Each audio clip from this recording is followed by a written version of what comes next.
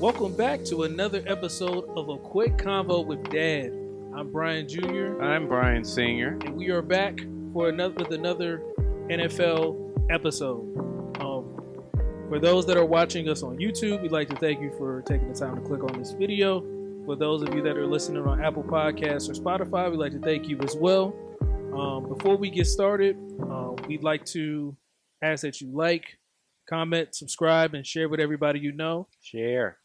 Because the more of a core audience that we get, the more you will be able to see us on camera. See us on camera going forward. With that being said, we wanted to take a quick pause from the action that was going on the field, and we decided that we wanted to talk more about some things that have happened off the field within the last 48 hours. So, with that in mind, we decided to bring on a guy that you guys have seen before. Jalen, how are you feeling today, my guy? Man, this is the best I've felt about my football team since week 2 of the regular season. So, as we're now about to approach technically week 19 of the NFL season, that should tell you how long it's been. But, it's a long time coming. But I feel pretty good right now. We'll get into why I feel so good later, but I feel good. That's good to hear, man. A great way to start 2026. And with that being said, we will now jump straight into the content, and we will start with what was probably the most surprising firing prior to today's news, with the Atlanta Falcons firing Raheem Morris. So we'll start with Dad. What were your thoughts when you saw the news, and how do you feel about the Falcons going forward? First of all, like I said on the podcast, that man, he was, after all of that, he shouldn't have been fired. Why is it the black man always get? I do that with the black man getting fired, and the GM, both of them got fired. Well, the GM makes sense, but we'll talk about that later. We'll talk about that another time. But anyway, he basically, I guess we talked about the couple of games he should have won. The Jets, New England, if they won that, they would have been in the playoffs. But I was quite shocked, as the other sports heads were as well. I was quite shocked about that. And then I did my rant with you offline, talking about, okay, so did we not learn anything from Dan Snyder, off the blank? We just gonna fire everybody. So unless you just got somebody, and then you're gonna bring in somebody new, it's not. Steve Sarkisian's not walking through the door. Nick Saban's not walking through the door. I don't know who you're gonna get. Maybe now with some of the other things happening, maybe that was what your thought is. But I was really surprised, and now it's going to be interesting to see. They got to get the GM before they hire the coach, so it's going to be a question. And then I heard Matt Ryan is going to be the president. Yeah, in the front office. Yeah. So What was that about? I think that's just a situation where... Is this a Dan Marino situation? Like, okay, we just want a face that's been here in a position. Is that what it is? Maybe. I mean, it's kind of like how Phillip Rivers is apparently a hot head coaching candidate all of a sudden. I guess. What are people? I think you're thinking of the wrong example. I think there's a better one. I think there's a better example in the league right now with Tom Brady. Very similar to that. Tom, we knew that was going to happen. We knew Tom was going to put his fingerprints all over stuff. We knew that. I think a lot of teams are trying to, I guess, copy I feel like the only former quarterback that's gotten like success like that is John Elway, and it took him years to do that. But they're trying to get, players that, the fans recognize to gain some like support. Because as Brian was also kind of on Twitter when they drafted Michael Penix, the Falcons fans are a very vocal crowd. And if you ever talk to someone from Atlanta, they are very, passionate about their Falcons. So they need something to like get inspired about. And with Michael Penix tearing his ACL, I think for the second time in the same leg, they didn't have much to go off. So he fired everybody and said, well, we'll give a clean slate. We'll bring in Matt Ryan, and hopefully this brings some fans back. because they have a very nice stadium, but don't got a lot of wins. So they gotta sell tickets somehow. So I think this is their way out. I don't know if Matt Ryan knows anything about building a team or running a Exactly. franchise.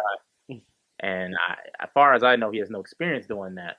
As you can correct me if I'm wrong, I believe the only thing he's been doing so far is TV analyst. Yeah. And similar to Tom Brady, we're gonna see how that goes. I seen how it worked for Brady this season, and we'll see what Matt Ryan Well, does. we kind of know Brady was manipulating Tampa Bay when he came in anyway, where he was being the de facto GM, getting who he wanted to come in. So that didn't work out the well one, the second year, but But at least then they had like a strong roster in place already, so yeah, that kind of helped. even with Tampa, that's not the one he really tried to manipulate. He tried to manipulate Miami, but the league had to stop that one because I Mm-hmm. think he was trying to bring John Payton with him to Miami, and he was going to end up being, I think, the quarterback, and then eventually transition to, I think, front office somehow. They had the league like stop that. That's why they got fined and lost the draft pick. I think they lost the first round pick that year. Yeah. So it's I'm not surprised that it's come to this. I mean, I feel like there's another quarterback that's trying to do this also, but I can't think of it right now. It'll come to me in a second, but Okay. Yeah. Because I was going to at least say, like, if Matt Ryan had been at least the GM for Boston College, the way Andrew Luck is at Stanford, I mean, at least we'd be able to say he had a little bit of experience. But just in terms of what's happening, at least I'll say with the GM, kind of like Jalen said, Michael Penix getting mhm. hurt again definitely doesn't help, especially. And now you had to rework Kirk Cousins' contract as we saw earlier, and then in addition, you traded your first round pick this year for to trade up in last year's draft. Now you did get a good pick in James Pierce, who along with Jalen Walker has given Atlanta a pass rush to be optimistic about. But when you trade that Mhm. pick and other things happen, and you happen to miss the playoffs, it kind of hurts your chances of staying. And ironically, I think I think what's his name? I think Raheem Morris got caught in a catch-22 because the fact that they did run off that late stretch of wins mm-hmm. and then finish with a finish in a tiebreak and a three team tie, it made Arthur Blank go, well, why didn't we win the why couldn't we win the division? We had the talent, we have the guys. We went on this run. We beat the Rams, who have our pick, in this upcoming draft and things of that nature. But we couldn't get it done. Um, and I think you look at all of that in totality, and I think that's the biggest reason to me why I think Raheem lost his job. Even though he had the run, and like we said after the Rams game, we thought that was going to save his job. So that's why I think Raheem Morris, Can unfortunately, I got his walking papers. can I give my opinion on why I think he got fired? Go ahead. I think similar to what Brian's saying, he kind of was in a catch-22, but I really think it was playoff or bust. And the problem is because the division was so bad, it actually gave him less leeway. If the division was like really good and the Bucks like looked like they were going to do in like won 11, 12 games, and that's how they won the division, then all the other wild card teams won, I think, like 12 games, then that's understandable why he missed the playoffs. But when the Bucks struggling down the stretch and the Panthers are going to the playoffs with Bryce Young as their quarterback, and people will say what they believe about Bryce Young. I don't think he's good. But then you got the Saints who are like one game back. If the Saints won another game, they would have won the division. And you look around and you think, why are we not winning this division? Even knowing I understand Michael Penix got hurt, but I don't even think that he was playing very well even when he was healthy. And who drafted Michael Penix, the GM? Um, of course, they had a late, run towards the end, but I feel like it was too late at that point to really, save his job. I'm sure he thought it saved his job, and a lot of people believe that it was running back, but I don't know really who's even going to be quarterback for the team next year. I mean, it might be Kyler Murray for all I know at this point, but they kind of feel at this point they have a It'll quarterback be on the first Russell round. Wilson. You get your wish. Well, they already reworked Kirk's contract, so I don't know if they're gonna do that. I don't know if they They had gotten reworked. to. Yeah, they reworked his contract a few Sorry, that hours was a ago. I bad think. joke. That was no. Oh, did you work Kirk contract today? Yeah, I think it was like a Yes. few hours ago. Really? Hold on, I was not aware of this one. To like stay or leave? No, to stay so they can, because his cap hit was going to kind of hurt, so they restructured it. So they wouldn't take because they're not going to be able to make a deal before March whatever. So they would have to eat a big chunk. So they They moved it. They moved it. maneuvered. They maneuver so they can at least keep him for now, not take the hit. He's now owed 67.9 million in 2027, which becomes guaranteed on March 13th. He's gonna get cut. They He's got not to. gonna Yeah, see that money. they said that. I think they say 22 if they cut him now. They say 35 if he's a post June 1st release. Yeah, I'm looking at what Mike said. He said, okay, Cousins and NFL know that he'll be a free agent by March 13th at the latest. Doesn't mean he can't come back, but I doubt they'll guarantee 67 mil unless Not for they that type of reach his contract again. I mean, but that would be crazy. But the Falcons, like Brian says, a really talented team. You got B. John, who's probably like a lot of people believe the best running back in the league, or if not best, he's at least top Other than two. the offensive coordinator. Yeah, and as far as I know, even the general manager, head coach is responsible for bringing in an offensive coordinator. So that's why you get kind of everybody fired at once. Unfortunate, but I don't believe there's other situations where it's definitely I feel like a black coach gets a shorter leash than others. But when it comes to the Falcons, I don't think the owner has a long leash with anybody to hire. I don't think Arthur Smith got much leeway either. I feel like he put up the same record that Raheem Morris put. So I think Blank at this point is kind of fed up, and he wants to see the team beat the playoffs. Um, and he's not exactly uh, patient at this point. So I'm curious to see who wants to come and even do this. I'm pretty sure they wanted Belichick, I believe. Why? Yeah, I think that was a couple years ago. That was a couple years ago, and then when it happened, I said, "Why?" Well, they're desperate. I don't even know. Did y'all see North Carolina? So this is what you wanted in Atlanta. Did y'all see the North Carolina Tar Heels? Well, I don't think anybody's looking at Bill now because of what happened with North Carolina. But at the time, I think the thought was, one, he gets the win. He potentially gets the career wins record under our roof. So that's partial. That's a partial thing. And then two, he establishes some type of culture that we believe will sustain us as a contender, at least for the short period of time that he's there. Now, of course, outside of the Brady years and a couple of years with Cleveland, Belichick has been relatively unsuccessful, but that's another conversation for another day. So, yeah, but I think that was the thought process behind Belichick a couple of years ago. I know you had a suggestion earlier, but the suggestion earlier, but we'll talk about that too. I'll say because we about to bring him up in a second. So with the former coach of Cleveland, who I still have issues with, so my thought would be if you bring him in, I would probably be. That means you must be going to keep Cousins or bring Cousins back. If you're going to hire Stefanski, but it's like I don't. Are you going to hire? You can't. People hiring the coach for the GM is always backwards to me. So you need to get the GM in, or let's Matt Ryan is going to be the person that helps you decide who the coach is, and then they'll just say, hey, we're going to find a GM who's going to work with you, and go do that. We know how that works too. But yeah, maybe the John Spytek to his Tom Brady. I don't know. It kind of reminds me of that one video of like Kanye talking about Lady Gaga. He's like, I like Lady Gaga, but what does she know about cameras?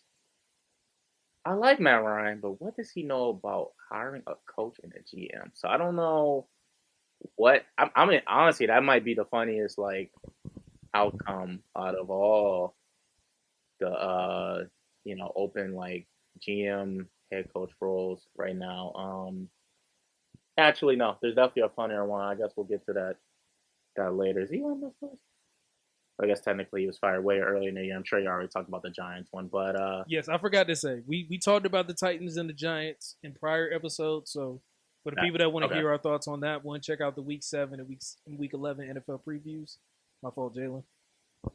No, you're good. I was actually curious myself. Had they started putting anybody on the interview list? I'm checking their official tracker. Ooh, it says Vance Joseph, Kevin Stefanski, Clint Kubiak, and See, Anthony Van Joseph, Weaver. we trying to get him a job with Well, Vance. well him and like I said, like we said offline, him and Clint Kubiak are probably gonna get all their interviews done this week while they're on bye. Well, So hopefully. Yeah, this is literally identical to the Cardinals list. So, outside of Robert Sala, they'll probably add Robert Sala to this interview list. Also, I'm assuming the Falcons do the same thing, as they should. But like you said, they don't have a GM, so it's interesting. Uh, Based on my experience when the Cardinals did it a few years ago, they wasn't able to hire a head coach to after the Super Bowl, and they had lost the pick because they illegally contacted Jonathan Gannon of all people. Won't get into that right now. Um, but based on my experience, it doesn't work out well. So I'm curious to see what they're gonna do. I hope they don't rush hire a GM to then figure out the head coach. I hope they don't let Matt Ryan pick the head coach. yeah, Um, I can't remember if it's Atlanta or if it's a different team, but I know there's one team that apparently has two different firms that are like one is doing the coaching search and one is doing the GM search, and I guess they're supposed to be collabing together. I can't remember if it's the Falcons or not, but I saw a report that there's one team that's doing man, that sounds like something they would do. Mm. I wouldn't be shocked. Yeah. Whoever they get, they just need to make sure they use Bijan next year. I'm still upset about that. We'll definitely be looking You're at. killing fantasy people and parlays all over the world. We'll definitely be looking at offense coordinator hires, and we'll also be looking to see if the head coach says that Tyler Algier is one of their more underrated superstars when they get hired in the press during their introductory Crazy. press conference. I think back-to-back head coaches really like Tyler Algier. So We He must know be they going did because he kept poaching touchdowns. Well, Jalen's got him on his dynasty roster, so I'm sure he feels the same way you do. Did. yeah, it's Bijan gets all the yards from 20 to 20, and then I guess 35 to 20 now, and then it's Tyler Algier time, baby. He gets you 3 yards a carry. He ain't gonna get you more than three. He ain't getting you less than three. He'll get you three. So it is what it is. But at least Bijan catches some passes. PPR leagues go crazy. Yeah. So with that, we will now move to the aforementioned coach that we just talked about. Kevin Stefanski was fired by the Browns. We did call that. Yeah, this one We saw called that several weeks ago. Yeah, I'm gonna let you take this one, Dad, because this one was very, very, very personal, as you can see. As Dad. you Like, can this- see, he has made a mess of the Cleveland Browns. All this because you didn't want the quarterback. And even after you got the quarterback, you still weren't giving him everything he needed to be successful. And I'm thinking some of these games he won just because he just kind of worked it out, figured it out, did some things on his own behind the scenes. But once you decided you didn't have a choice because Dylan was in concussion protocol. You had to start Shador. Then you couldn't even come out of your mouth and say, "Well, we're going to start Shador next week. If Dylan's not able to come out of concussion protocol, we're going to start Shador." You can't even say that in a press conference. You're going to say, "Well, we don't know who the starter is going to be." And Brian in the podcast said, "Well, maybe he just wanted to make people have to work on both quarterbacks." That's the story because we talked about concussion protocol. You know how hard it is to get out of that thing. It took C.J. Stroud 3 weeks before he got out of concussion protocol, so it wasn't no way he was going to get out after a week. It wasn't going to happen. But Kevin Stefanski, we told you. Sorry if you're not going to subscribe to our podcast no more, but we did tell you you was a dead coach walking. But the ironic thing is that apparently he's going to be getting some calls, and it won't be for just being an offensive coordinator. Now, I will say this, and then I'm going to turn it over to you guys. My son may turn back and look at me and say, "See what happened to you, Dad, because you were talking about him? If this person walks through my door," and we're going to talk about our stuff later, and becomes our next coordinator, that will I don't know. That might make me fly out. I don't know. So Jayla, do you want to start this one, or do you want me to? You want me to go? See, the problem is, you know how I feel about Shador, but I don't think your dad does. So I should probably go last, huh? You can go. I'm not saying my thing. So I'm not saying Shador is the greatest thing since sliced bread, but I think you can't you can't bring him in and then tell people, okay, we're not going to play him at all. Then you play him in the preseason, and then you don't play. Well, you've heard the podcast, and then you Yeah. don't play him with the ones. You can't tell me somebody gets hurt, and then that game you play me with the ones, and I haven't had nothing with the ones, nothing. You start me in the preseason with bench warmers who you know ain't even going to make the team, and then the next time you put me out there, it's still not with the ones. So that's all I'm saying. I'm not expecting him to come out there and be the greatest thing. I'm not saying he was a first pick, a round pick, or a second round pick, but I don't think he was a fifth round pick. And I definitely think if you would compare to me, I think he was a better quarterback than Dylan, but that's just my opinion. Yeah, I can go Brian. I think I'm gonna start with the Kevin part of it. I do think he should have got fired, but I don't think he should have got fired alone. I think the GM should have also got fired. I think everyone involved with the Deshaun Watson decision should have got fired. That was I the don't know how owner they. though. That was the owner though, wasn't it? The If owner signed so, off on it, but I'm sure the if that GM and was the coach had something. I'm gonna say if that was the owner's decision, you handicap your head coach so badly at that point. Because Especially even because if Deshaun doesn't, as we learned, Deshaun doesn't But do well in under center. see Daniel Snyder. AK, do you see Daniel Snyder handicapping your coach because you want to do something? This is and I true. would I mean even John Mara is known for doing this too. It's tough that like um how can I best explain it? I mean, considering the circumstances and what's gone on with the Browns since I mean whenever Kevin came, he somehow won two coaches of the year. Do I think he's an elite coach as his awards say? Probably not, but I think he's good enough at this point that he'll probably quickly get a job. It might be with the Giants. It could be with the Commanders. Who knows? He's going to get a job again. He's well respected in the league. But at the same time, when you handicap your roster to the point where the offense is really bottom five in the league, your O line is, for majority of the season, was bottom 10. It didn't really matter who was at quarterback. They was getting jacked up no matter what was going on. Your best receiver is Jerry Jeudy, and Jerry Judy's like yelling at Shador on the sidelines. Uh, and everybody's you have Joe Flacco who then gets traded. You then have two rookie quarterbacks, a third rounder and a fifth rounder. And you I'm traded not Kenny really Pickett before the season, so well. That's the best thing they did all year. But that was the right decision there. I can't believe Kenny Pickett's still in the league. He should be right where Ritter is on a practice squad. I just can't believe that. But oh, you know what? Desmond Ritter's the backup this week for the Packers, by the way. Or no like the way. second, third string. He definitely is because they cut They cut Clayton. Clay. They cut Clay and Tune, so I think it's Yeah, Jordan unless Love, Malik Malik Willis is healthy. Yeah, I guess it would be Desmond at that point. But the Browns is going to be the Browns basically, and I don't even think. I mean, Brian knows. I'm a strong. I have a strong opinion that Shadur's just not really that good of a quarterback right now, at least. I'm sure he can develop too.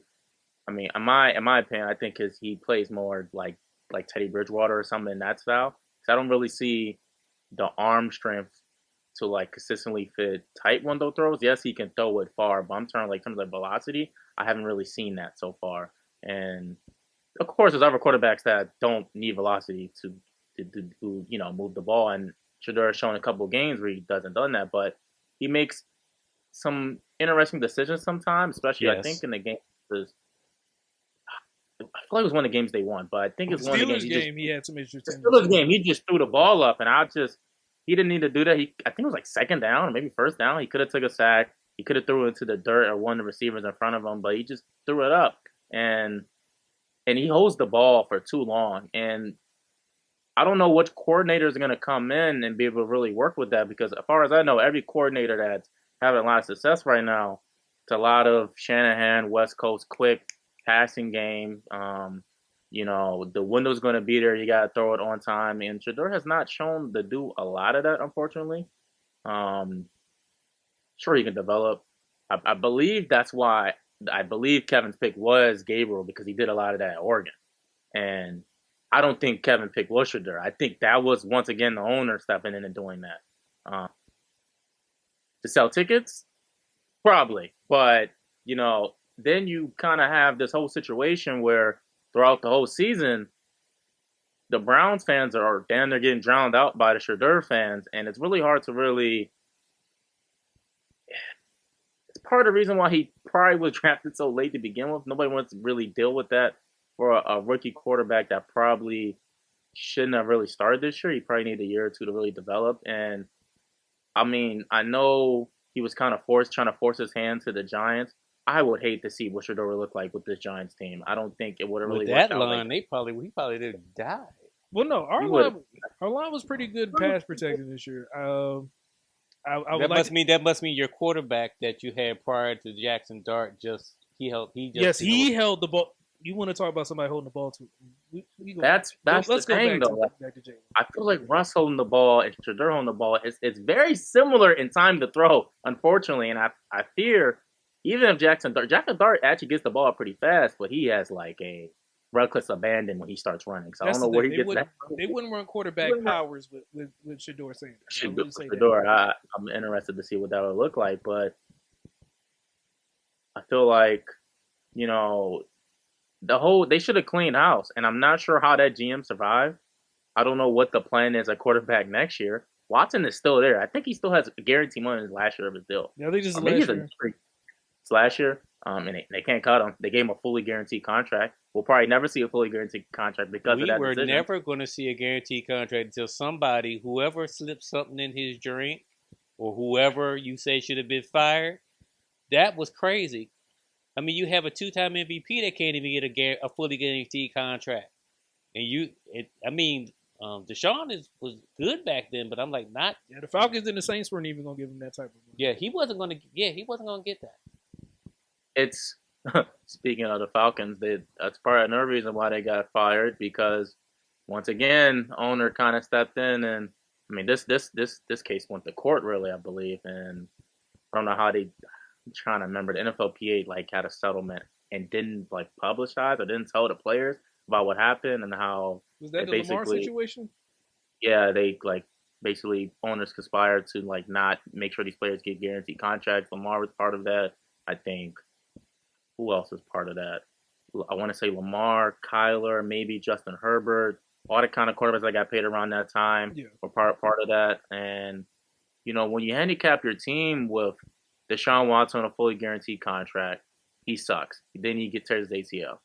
Now this year you're kind of giving your. I mean, this is really like he had to put some results up on the board, and his options was Joe Flacco, Dylan Gabriel, and Shedeur Sanders. I think he was doomed from week one.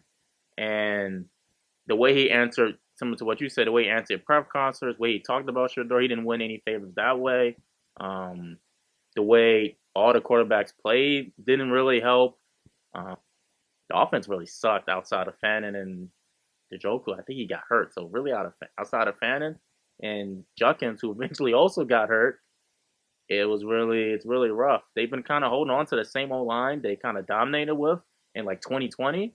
We about 6 years past them, and none of them are really good anymore. So it's just Miles Garrett, Denzel Ward out there, and I hope Jim Schwartz gets out of there and goes to a serious like team because he's a really good defensive coordinator. But that team just sucks, and I know it's a lot of like Shador, fandom are really happy that Kevin got fired. I also believe Kevin is really happy that he got fired because he was just dealing with the same questions every day. Shador was dealing with the same questions every day. the media trying to bait Shador to talk about Kevin in a bad way. The media trying to bait Kevin to talk about Shador a certain way. It's just annoying when you're doing 18 weeks of that. So, um, the Browns gonna be the Browns. I don't know who even wants that job. So I'm curious to see who they're gonna hire. I think they got actually very fortunate with Kevin because we saw who was before that, Freddie Kitchens. I mean, you can see the Browns' history before Baker. It was really dark. So I think it's about to go really dark again. Now the only person that I feel like really lost in this situation is probably Myles Garrett. I don't think the Browns have any like real desire to trade him, He especially after could just have left. You know this. He could have left. well, he got paid a lot of Yeah, money but and you broke say that it's not record. about the money. It's about the money. I want to go to a When he broke that contender. record, man, he Hall of Fame bound. He might not care no more. So I mean, what else he need to do? He can stack his, I mean, I think he's averaging like at least 17 sacks at this point. So he can get his 15 to 23 sacks a season and then coast off until Ken, and he'll probably never see another playoff game. But you know, it is what it is. Unless he forces a trade, but I was gonna say we got another edge rusher that we'll talk about. So maybe their market can determine if Miles gets moved or not. But my fault, Jay. no, you're good. It's I'm not shocked, man. It's that's the between them and I would say honestly the Cardinals. It's really one of those positions that I feel like a owner is going or a GM is going to have to overpay to get like a real good coach in there. And I would say the Cardinals roster is a lot more, maybe not as talented on defense because Miles Garrett and Denzel Ward and some other pieces on there is really talented, but more balanced than what the Browns are. And also it's the Browns. Hmm. Like it's a little nicer to live in Arizona than to live in Cleveland. No offense to Cleveland, but if you want to know how I feel about Cleveland, Google what Joakim Noah said about Cleveland. And you can look it up. Man. So just probably give three real quick thoughts. One, this screams Mike McCarthy type of job. Oh my God. Are you serious right now? This is where you put "Are you serious?" right now in the middle of this record. I'm like, are you serious? I just feel like they're going to look for some type of offensive mind. I mean, maybe Jim Schwartz. Maybe they try to offer him the head coach job, but I think he probably ends up going wherever Stefanski does. Well, prayerfully, but we'll talk about that. Yeah, and then as far as Stefanski himself, well, before we get to Stefanski, like Jalen said, I do agree that the GM probably should be gone, but I think kind of like with Joe Shane and the Giants, I think him making that Travis Hunter trade while also getting Mason Graham and then Judkins and then having other picks to look forward to, I think he was probably able to showcase potential. He was able to. What am I trying to say? When it came Swindled. time for him to talk to Mr. Haslam, he showcased the potential, and he probably was able to allow him to hold on to his job for another year. For Stefanski himself, as Jalen said, first getting Deshaun Watson definitely didn't help because Deshaun Watson's more of a spread shotgun type of quarterback. Stefanski's more West Coast under center type of player. Which again, I think that's why, as Jalen said, I think he probably preferred more of a Dylan Gabriel type of quarterback. But as Jalen said, also I think the offense having an offensive line that was very atrocious, which led to not having a great run game and not being as on schedule, and also having no receivers that really You got separation. that got separation or really threatened the defense. I think it led to them just being in a situation Right in where the field, out the ball. it just led to a situation where it was going to be tough for Stefanski's offense to be successful with whoever was back there, whether it was Shador or anybody else. Finally, real quick on Shador, hopefully he gets 17 next year. It'll probably be between him and Dylan Gabriel if the Browns don't take a quarterback in the draft. Yeah, outside of that, Not gonna say too much more about Shador because we'll just have to see how things go. Yeah, I'm not gonna have the whole conversation like Brandon did when we had this originally, but yeah. So just I think he can be a borderline starter this year in this league, and I'll just leave it at that. We'll wait till draft season. Yeah. Yeah, I'm sure we'll be discussing this more on the Trace Triumph podcast. So y'all make sure y'all get ready to look out for those episodes as well. With that, we will move to another unsurprising high firing by way of the Las Vegas Raiders. Pete Carroll was shown the door, one and done. Um, as we said, go ahead. Oh, I was gonna say let me just go first, but I can let you finish setting it up. Okay, I was just gonna say, as we alluded to, it looks like Max Crosby's probably gonna end up getting, potentially getting moved at some point. But that'll probably be closer to a free agency episode. But, yeah, just take it away, Jalen, because I don't know how else to tee this up. That's all I needed. I mean, when you lose Max Crosby, and then you look at that roster, I think the best player is Ashton Genty. And when you Brock have, Bowers, maybe. yeah, if he stays healthy, I'll give you Brock Bowers. Yeah. So Brock Bowers and Genty. And then I'm assuming first pick they draft Heisman quarterback Mendoza. Um, that's it. That's all the team has. And, did they fire the GM? No, No, they Spot didn't. Tech is staying on with Tom Brady. Yeah, I bet.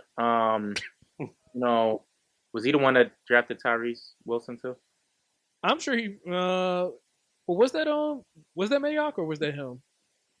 No. Oh It man. was Telesco. It's Telesco. Okay. I had to make sure who messed up which draft. Yeah, no, I think this was Spot Tech's first year, if I'm not mistaken. I'll be honest. I remember I was at least saying to Brian, not sure I said to Brian Senior, but I actually expected the Raiders to be not a playoff team, but a lot better than this. I thought Gino and Pete definitely brought a better floor based on just the fact I saw Gino in Seattle play in way worse conditions O line wise than what the Raiders had. But what I didn't know at the time was that Chip Kelly just did not care clearly. And, you know, usually when people say they don't care, it's like a joke or like later we'll talk about Gannon or like maybe he's just not experienced, not good enough. Chip Kelly been coaching and calling plays for more than a decade at this point. He just coached for the national championship Iowa State Buckeyes, and apparently, according to reports, he came to the Raiders and was calling plays that don't exist in the playbook. I don't know how you do that.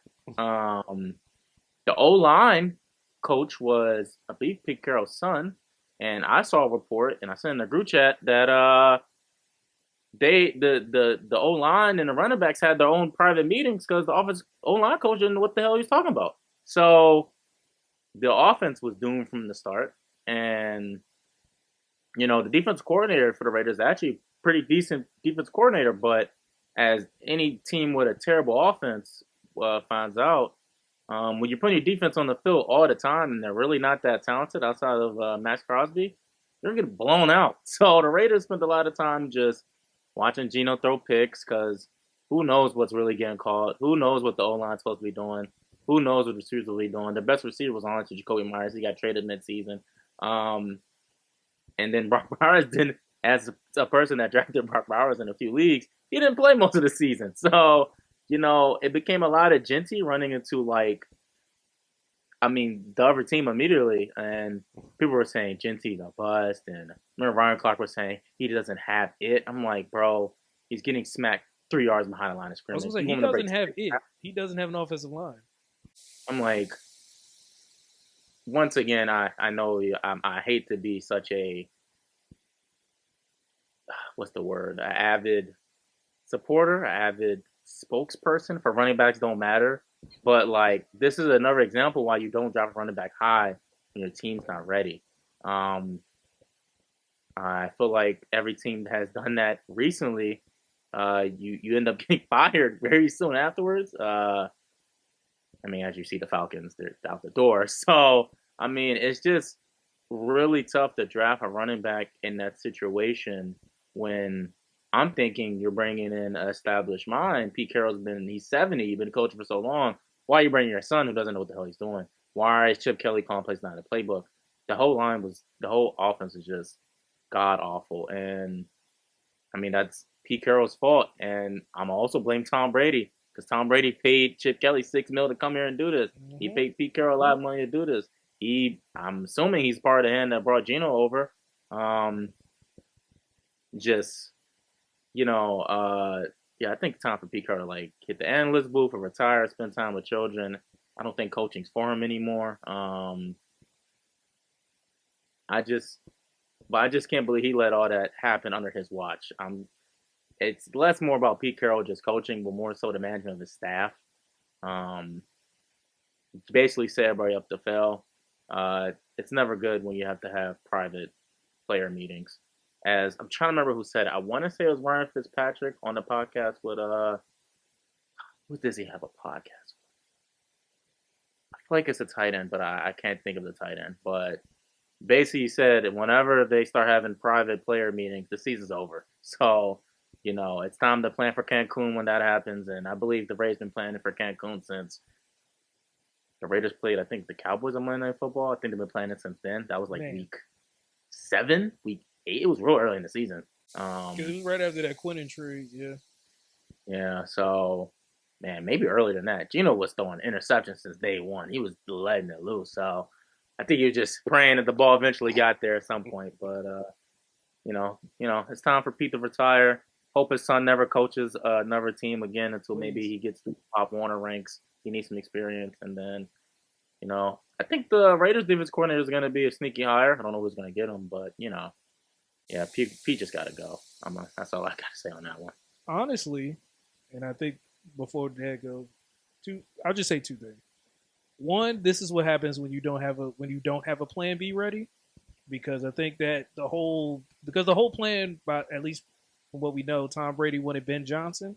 So as soon as Ben Johnson went to Chicago, I think at that point they pivoted and were like, all right, let's go get Pete Carroll. I think Pete probably had more to do than Tom with getting Geno Smith, as we can see by them having Tyler Lockett in the locker room towards the end of the season.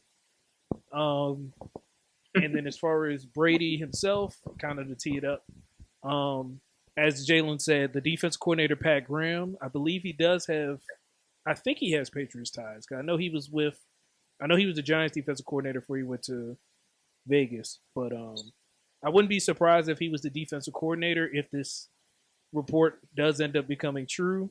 That continues to gain steam. That the Raiders are looking at having Brian Flores as their head coach and then Brian Dable as their offensive coordinator. So that just how did you feel about the season in general, and then what do you think about potential candidates who may work with Brady? Hold on, go ahead, Jalen. Well, I just want to add on to what you said. You are correct. Patrick Graham coached for the Patriots from 2009 to 2015, multiple roles in the defense. And then another thing, Brian Flores, you said, Patrick Graham was the defensive coordinator for the 2019 Miami Dolphins. So, the head coach of that team was Brian Flores. So there's some connections there. I'll let you go to. I would just say this. I'll be happy for the black man to get a job. I hope it's not with the Raiders, though. Because as you said, them in Cleveland right now are dumpster fires. It's good. They got a whole lot of stuff they need to clean up both places. But sometimes you want to tear it down to the studs. You bring in somebody that's going to build it up. Hey, you couldn't. I mean, if that does happen, it's not a bad call for the offensive coordinator, especially if you're going to draft a quarterback, and your defense is going to be solid. So it's a win. It can be a win-win. But right now, looking from the outside, looking in, it's like, okay, somebody put the house is on fire. Could somebody please put it out? But we'll see. That would be an interesting hire. But yeah, Pete Carroll, it was all the stuff that you gentlemen just said. It was once you found out Geno was going to be the quarterback, I had an issue. because Geno seems to doesn't know what his team's jersey looks like because he knows the other team so much. And as the older gentleman on the show, and you gentlemen know a whole lot more from what you see.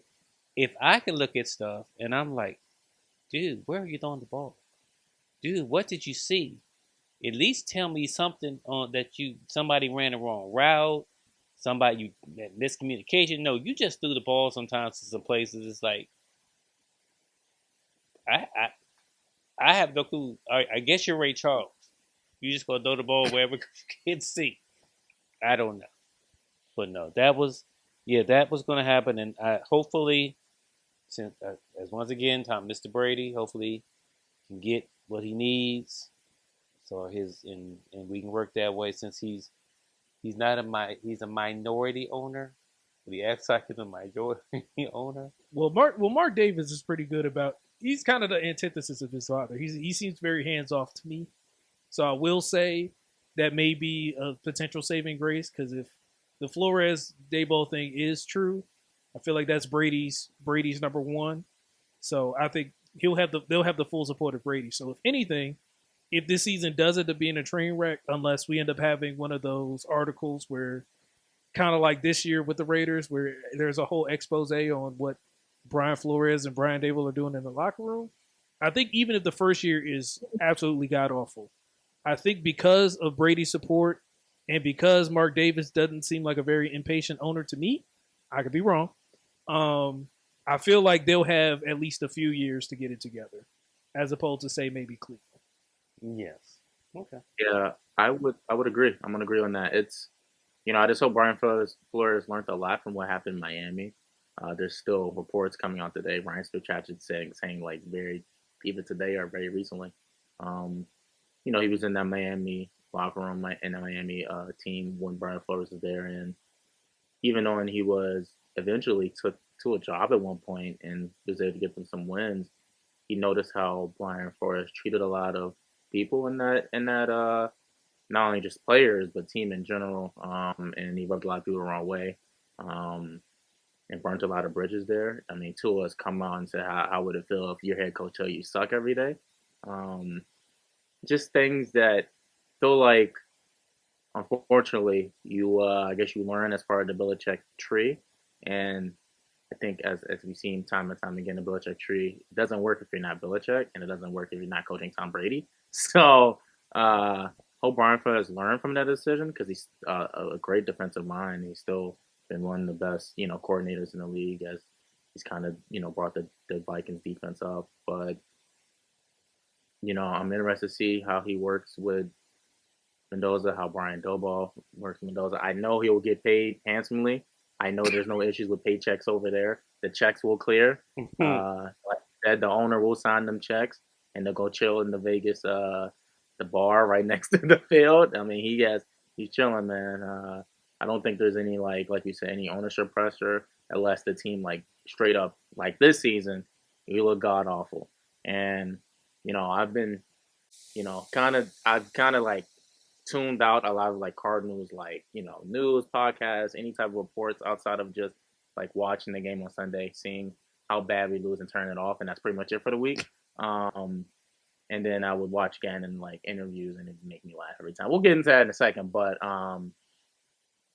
it would have to be like I think the worst thing you could do as like an NFL team or NFL coach is your team be not competitive. You can lose games. Brian Flores lost games in Miami to start off, but he was competitive. If Pete Carroll was not competitive this year, it's like disgraceful to watch. And I know the Raiders recently are not known as a winning team, but if you look compare their history compared to any other team in the league, I believe they're still like top 6, top 7 for playoff wins, and they haven't won a playoff game in like 2 decades at this point.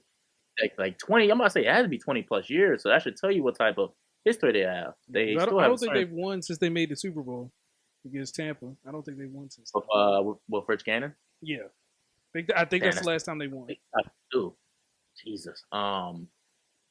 So that's the kind of like help they're fighting. I mean, I think if Brian Flores just gets the team to the playoffs in this division, that's another thing. This division is hell.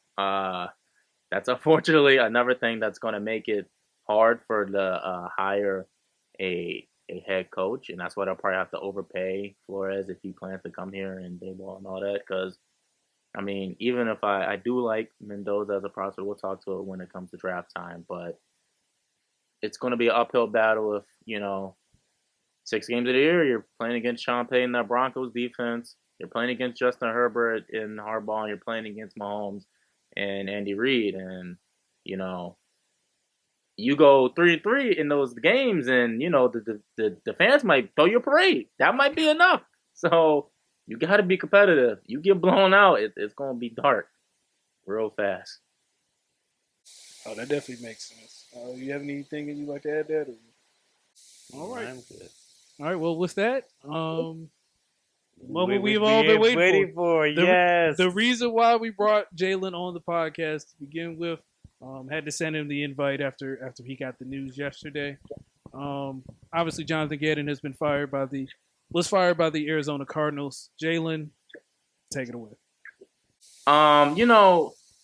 Speaking of not being competitive, right? So when you tell fans season 1, we're going to be competitive real soon, we're going to win games, the goal is to go to the playoffs, and then over the course of, I think just over like 51 games, you have the 6th worst winning percentage of all time across all head coaches that played, and head coaches at least coached 50 games.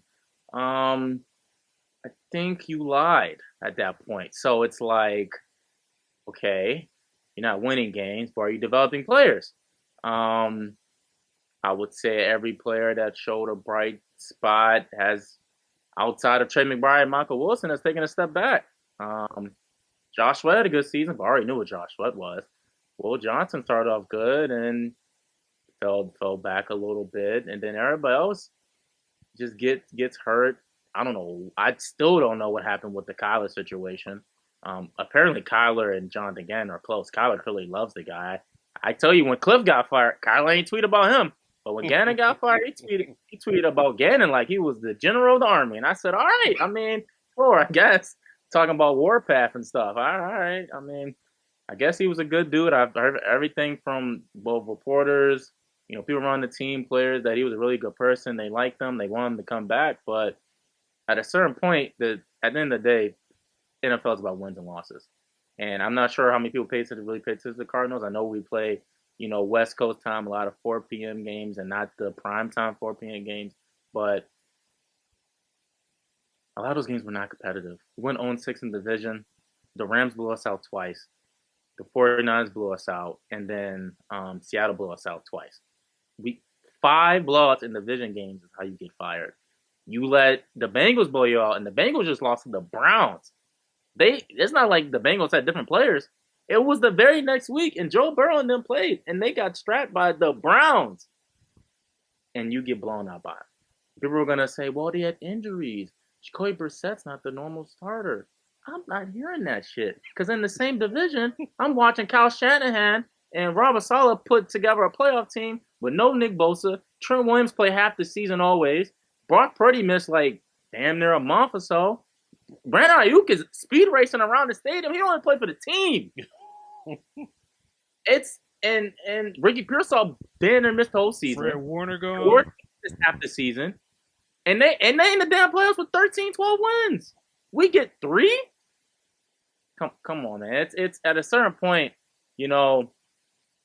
I think the worst part for me is that a month ago they were saying, I can tell that the general manager and the owner really like Gannon as a person, and they wanted to bring him back, and they were giving him a shot.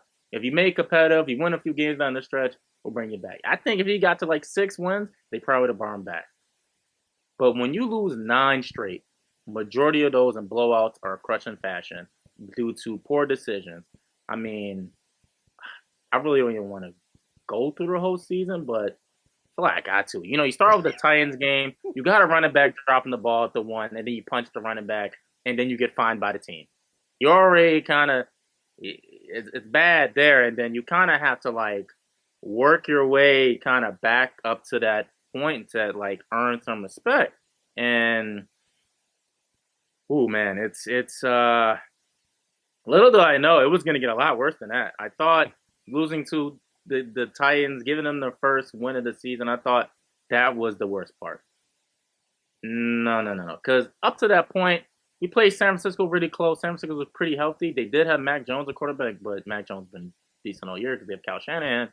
And, we played them close. Kyler Murray played the first 6 games. All those games were close. And I said, okay, we're a competitive team. But then in that Titans game, Kyler gets hurt. They say foot injury. He's going to be out for a few weeks. That's what I was told. He wasn't put on IR yet. He was just like injured and out, supposedly. Mm-hmm. Then we play a close game versus the Colts, a close game versus the Packers. And, a lot of people are saying, wow, they're so competitive. They're keeping it so close. All I see is losses. This is a 5-game losing streak. But people are like, they're competitive. Any second they can like turn a corner and, what would they say? Regression to the mean and get some wins. I'm thinking, Jacoby Brissett has never played for a winning team. Why would he start now? But, people are now at this point, they're throwing Kyler in the bus. They're saying, do you see Trey McBride's touchdowns? They weren't getting touchdowns before. He's getting touchdowns now. Give a damn about touchdowns. I want to win the game. Trey McBride getting touchdowns, and we still can't get 20 points on the Bengals? What? At a certain point, I think the worst part for me is when they beat the Cowboys, Monday Night Football, and I could tell that sold a certain amount of delusional to the fan base and that coaching staff that they didn't shut down Kyler Baker the rest of the season. Said Jacoby Brissett's going to be a starter going forward. And we got, I think, spanked for like the majority of the games the rest of the season. I forgot we lost 40-20 to the Texans. Forgot that game ever happened. Wiped that from my memory. We lost to the Falcons. They fired their head coach. Man, we couldn't even beat the Bucks. I think that was the Bucks' only win down the stretch versus us. And it's like another close loss. People could say, well, they're close. They could technically be wins if, you just play a few cards right. Why do you think we're always losing close games? The head coach doesn't know how to make good decisions. Terrible time management. Doesn't know how to take time outs right. The play caller, I'm going to get to the Drew Petzing part of this now. He should have fired Drew Petzing after last year because down the stretch, our defense was actually pretty decent, but our offense struggled. And people try to blame Kyler. They try to blame Marvin Harrison and other players. And, they thought they're just running back. Drew Petzing, first time, it's his first time really calling plays for a team, and they'll say he'll improve. They let Clayton Adams go out the door and go to Dallas. Now, Dallas has a top 3 offense, and we're bottom 10. We used to be able to run the ball very well. We ran back the same O-line. It's not like it's new places. Same people. We couldn't run the ball. Even before all the injuries stack up.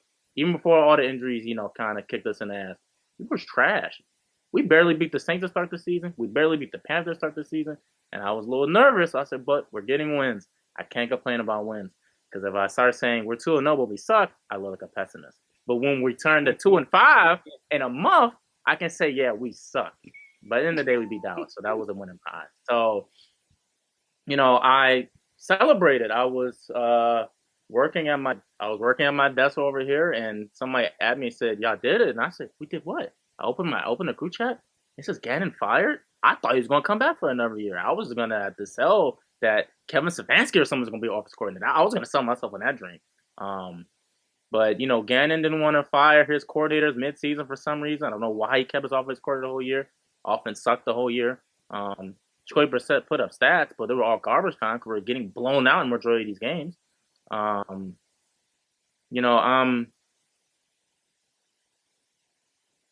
I'm hopeful because I still believe in the general manager. Crazy enough, I know the team. I know a lot of people, once again, I watch the Cardinals. They don't really know what the hell we got on the team. I can say 5 players, and outside of Buda Baker, Marvin Harrison, Trey McBride, but who the hell is that? I get it. But I think there's still a real talented roster once everybody gets healthy.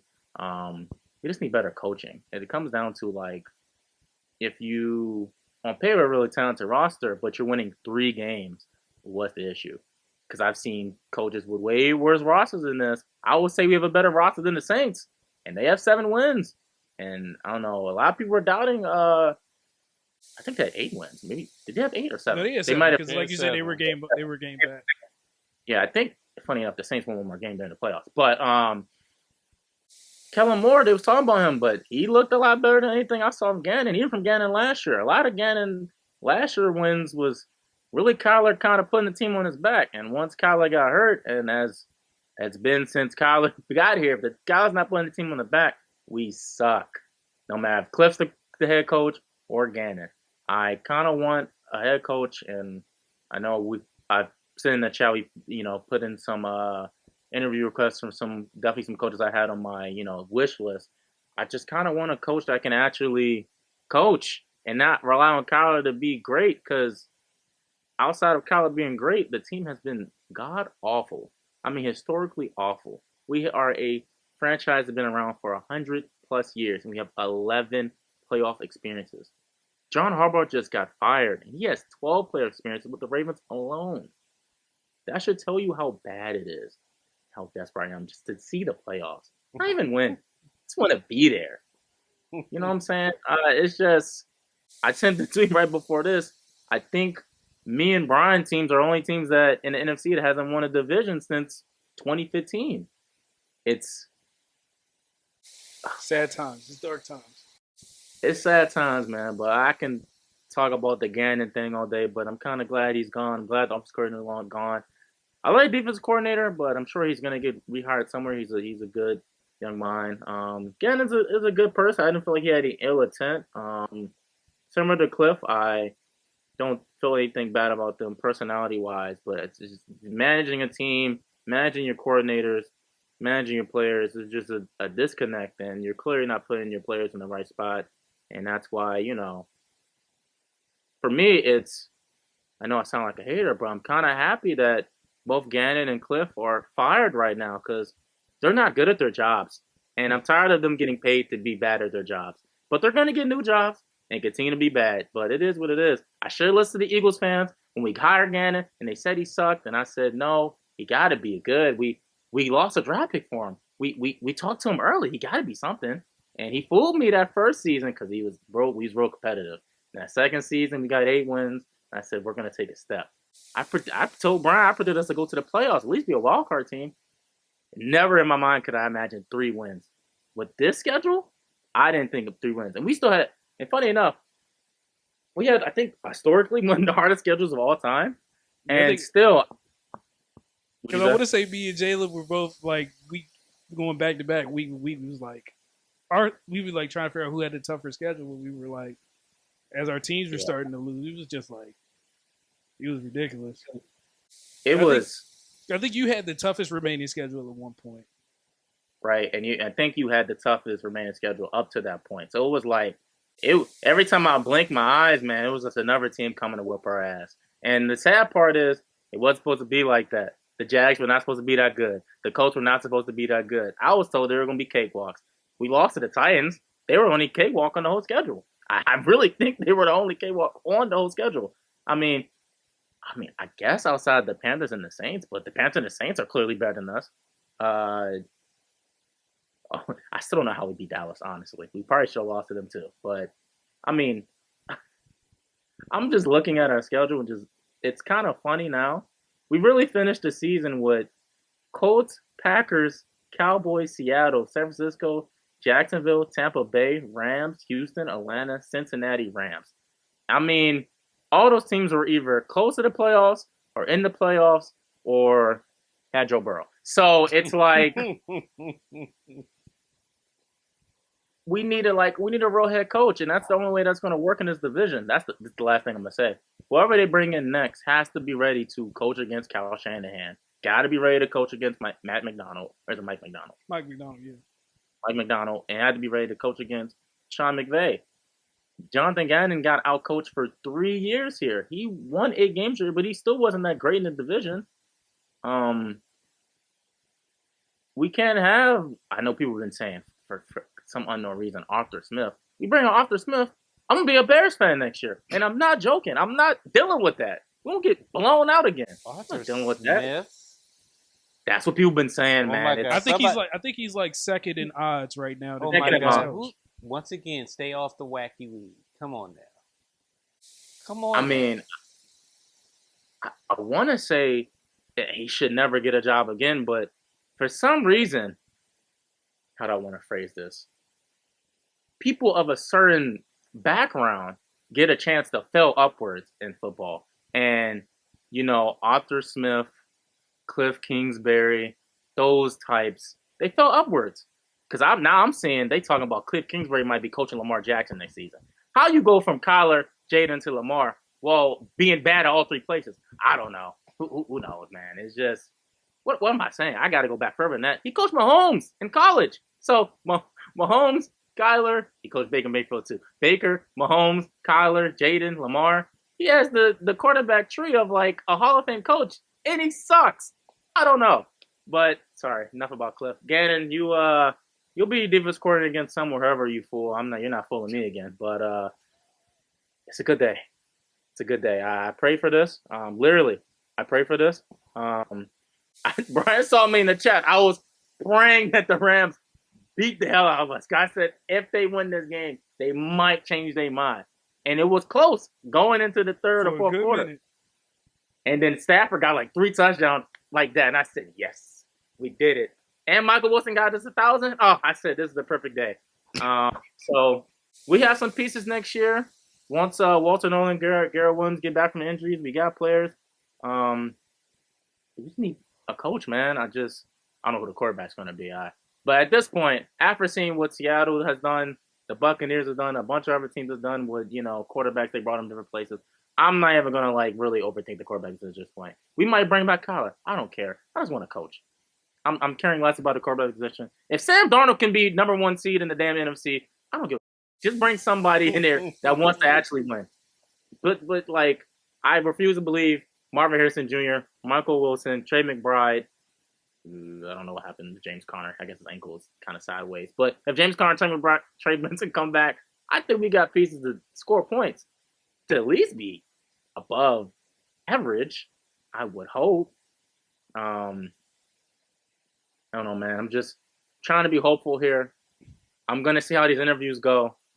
And if we end up with something of the Arthur Smith, Vance Joseph, that type of head coach, or a coordinator that I have never heard of and has no head coaching experience, that's another one. I'm just like, even knowing I feel like they probably are, you got to have a really good football mind to be an NFL coach to begin with. And you probably did good in the interview. But you're going to get your head knocked off in this division once again. So you have to bring someone with some experience. Hopefully Brian Flores.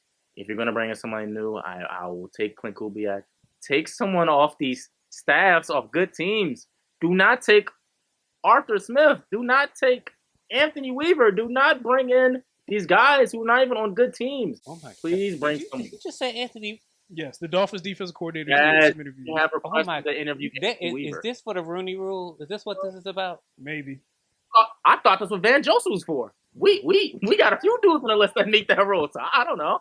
I really don't know, man. It's I don't think there's a Rooney Rule. I'll admit, Monty did say he wants to cast. Our GM did say he want to cast a wide net, and he's done that so far. And I assume Harbaugh and others will also be added to the list. I know Cardinals fans are praying that we get Harbaugh. I would like Harbaugh. I know Harbaugh has a bad rep right now, and I'm sure we're gonna get to him, right? We'll get to him when we get there. But I would just, like I said, Harbaugh, 12 playoff experiences. We have 11 in 100 plus years. I will take Harbaugh. I will take anybody that was in the room with Harbaugh. I don't care, bro. Just give me somebody that wants to win, please. That's all. That's enough for me, man. I can go on day about what I feel about the Cardinals. I'm ready for draft season, man. Third pick. We got a third pick, though. That's a positive. We got the third pick. Yeah. The third pick. Yeah, this is like for the long-time listeners of A Quick Convo with Dad. This feels like I'm looking in the mirror at myself. And hearing your father fuss and stuff. Well, not even that. I'm just saying me with my Giants. Because both of us had a head coach who just wasn't willing to get rid of a coordinator. For me, it was Shane Bowen. For him, it was Drew Petzing. We both were hoping that we lost the last game of the season so that we could get a top 3 pick. His team accomplished that. My team did not. You know what I'm saying? Both of our GMs are coming back. And we're both casting why coaching searching nets apparently. I don't know. Yeah. Hold on. I know you already talked about the Giants. I think your GM keeping his job is nuts to me. I just want to say that. Thank you.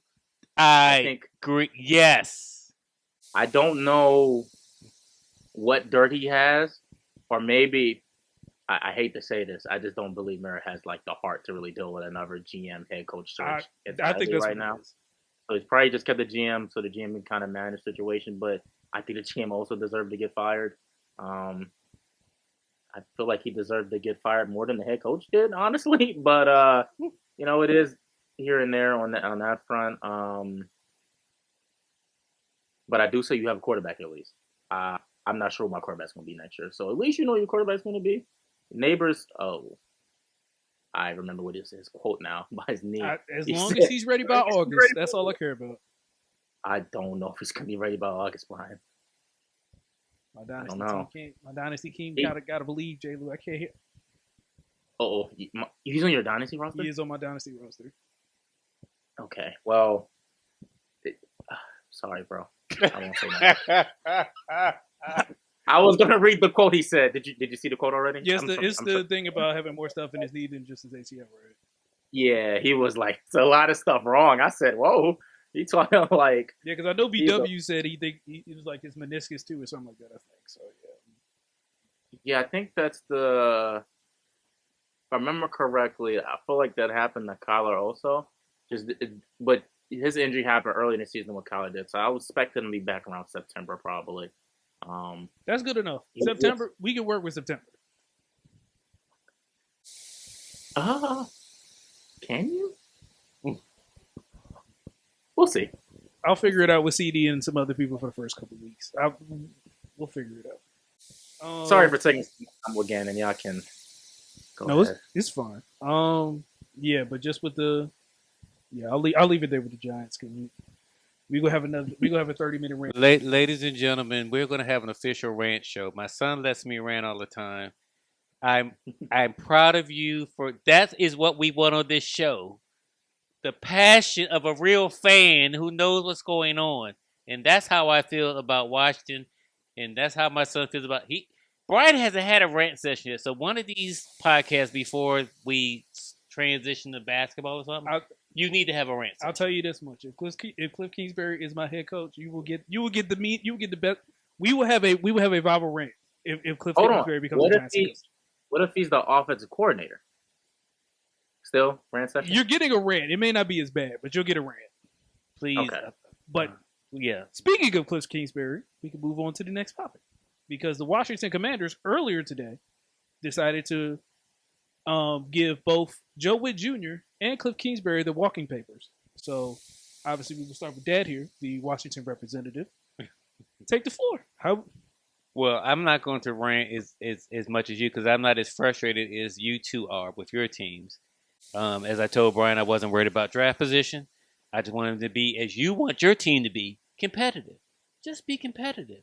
And when we do our regular show this week, I was excited. My son was like, Dad, you're really, he's the only Washington fan I know that was rooting for them to win. I was rooting for them to win. Yes. And they were competitive. That's all I care about. We talked about it in the podcast. Luck and health. Your team, they didn't have a lot of luck. Your team didn't have a lot of luck. My team didn't have a lot of luck and a lot of health. So that was fine. I was actually surprised to find out they were getting rid of Cliff. Now, we hear his name in the ether about a coaching job, but I was like, I told Brian before, we talked about that on the podcast. He must be going to coach the Titans.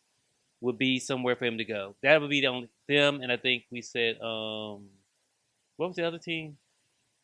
I think we said Vegas, maybe.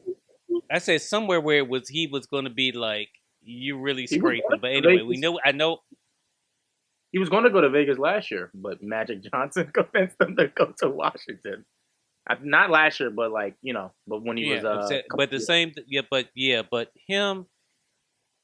And Cliff, if you're still subscribing to the podcast, I feel sorry for you, but you're going to get a job. Somebody's going to hire you. Just hopefully it's not the Giants or Arizona. Because if Oh, it they won't be Arizona. I can Won't be guarantee you that. Arizona. I'll tell you that. We not bringing him back. okay, so I was surprised about that. I knew Mr. Witt was gone. Still I'm paying him. surprised he wasn't gone earlier. But that's just what it is. So we knew we was gonna have a new D. More than likely, because I'm not gonna. As I said, I don't need to rant because I ran every week on the show.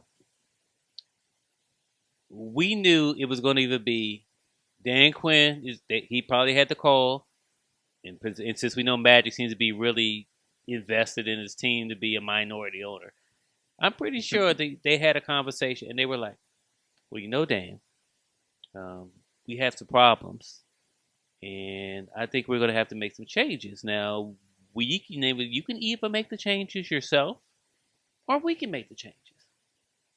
And when you have that conversation, basically it's like, we can fire you, or you can fire your coordinators. Which would you prefer? And he'll probably, of all of us, would say, okay, I'll fire the coordinators. That's fine. If not, you end up like Jonathan Gannon and Brian Daboll. Yes, that's how you would be. But yeah, I think with the way the offense went this year, for those listening to this is the former podcast. I've said it all year.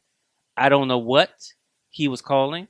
I don't know why he couldn't run the same basic plays if he had Mariota or had Jaden. Why are we running two different offenses? When you had Mariota in there, you're throwing to the running backs. You're not throwing these gosh awful screens trying to get Debo open. We knew we didn't have any deep threats early because we didn't have Terry because, he wasn't there. But yeah, we running two different offenses. That was my problem. And then just like you have said before, he's not Kyler. You're doing just like he did with Kyler. Here, Jaden, run this play and you do what you do and just make it work. That's not. And I've had people. I'm getting ready to turn into a rant. Let me stop. Hey, do what you gotta do, Dad. I think for Jaden's development, him getting fired this early is really good. Kyler, unfortunately, had to do, I think, pretty sure 4 years. Yeah, I want to say like 3 or 4. Back. Yeah, it was 4 years because the rookie year, second year, third year is a playoff year, and the fourth year he got fired. So it's like, while Cliff's scheme works at first real early, but once teams figure you out, and then it comes to the quarterback being Superman, similar to Kyler eventually towards ACL got hurt. Jaden, got multiple injuries this year, and they kept trying to bring him back. It's a certain point at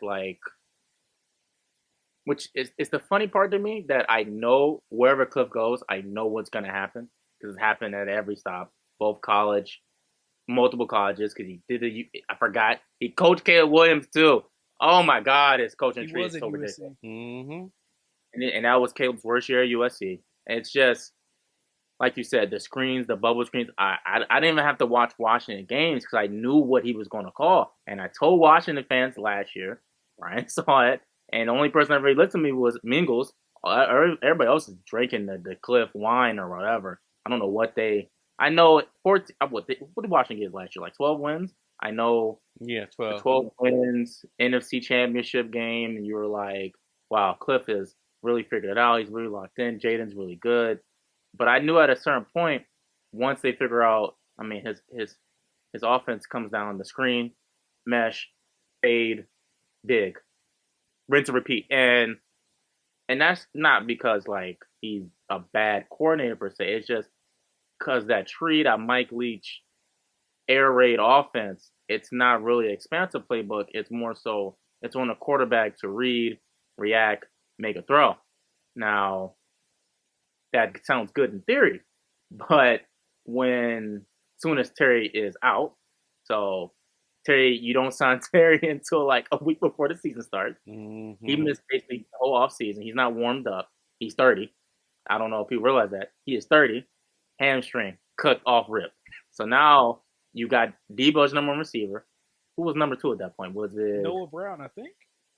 Noah Brown was hurt, so I think it ended up being Was it Luke or was it Jalen? I think it was. Was it Luke? It had been Luke. Like Luke got hurt too. So similar to what I've experienced, it's this, you get injuries, And now it's just Jaden just like putting the team on his back. You know, they don't really run the ball. That Austin Eckler got hurt, and I know his jokes about Austin Eckler, but he was very reliable in the blocking game and short pass situations, and then he gets hurt. Um, so really, your number one target is Zach Ertz, and I love Zach Ertz, Cardinals legend in my eyes. But dude, he's like gonna retire, and I, I think Marcus Mariota put him in retirement. So it's Cliff getting fired. Kind of surprised me still because unlike what happened in Arizona where Kyler ended up cursing him out on live TV, Jaden Daniels and Jaden Daniels' mother apparently still love Cliff up until like right after the game. Jaden Daniels' mom was tweeting, "Here goes another season of Jaden and Cliff Kingsbury." Yeah, and then here you go, he's gone. So it's a certain type of shotgun only offense. They never really run on center when all the successful offenses in the league are under center play action. That's just not air raid because you can't run air raid if you're in the center and you're doing a play action boot. That's not air raid. That's just not in the playbook. It's all quick screens, quick decisions, and at a certain point, once the defense figure it out, you're kind of just cooked. And the only reason why I know this so well is because I've seen it for 4 years. You lived it. So it's just I lived it, and he sped running this time. He didn't do it this fast. This last time he got higher, but then he crashed even harder this time. So I don't know. Because I know we kept waiting on the down slide last year. Because I was telling Dad around Christmas, like I was waiting for it to happen, and it just wasn't. Jaden was just like practically. I'll admit, Jaden Daniels, I think, made that offense, I think, top 5 last year, if not top 3. It was a historically great rookie season, efficiency-wise, for a quarterback. And I'm just thinking, like, wow, how long will this last? And no offense, not because Jaden's bad, but I just knew Cliff, and I knew he wasn't going to change his game up. And once they brought in Debo, I said, he's catching the screens. I know he's catching screens. Mm-hmm. That's what they brought him in for. And then once the whole Terry situation, everything about that, and I'm just still thinking, okay, you added Von Miller, but who else is really going to rush the passer? I said this before the season started. I said, who's rushing the pass for this team? Nobody could really answer me. I found out nobody was going to rush the pass for this team. Bobby Wagner is still, getting a lot of tackles, but he's getting tackled 6-7 yards on the field as he always does. And he's checking like Kyle Pitts in coverage and other stuff like that. He's checking like fast receivers in coverage. And, at a certain point, while Dan Quinn, I still don't think he's a good coach, but he's at least decent. What's his name? Joe Witt? Yeah. Mm-hmm. He sucked. He is god awful. And I'm low-key surprised he finished the whole year because unlike Gannon, all the guys he had coordinators were like brand new, and Gannon's brand new to head coaching.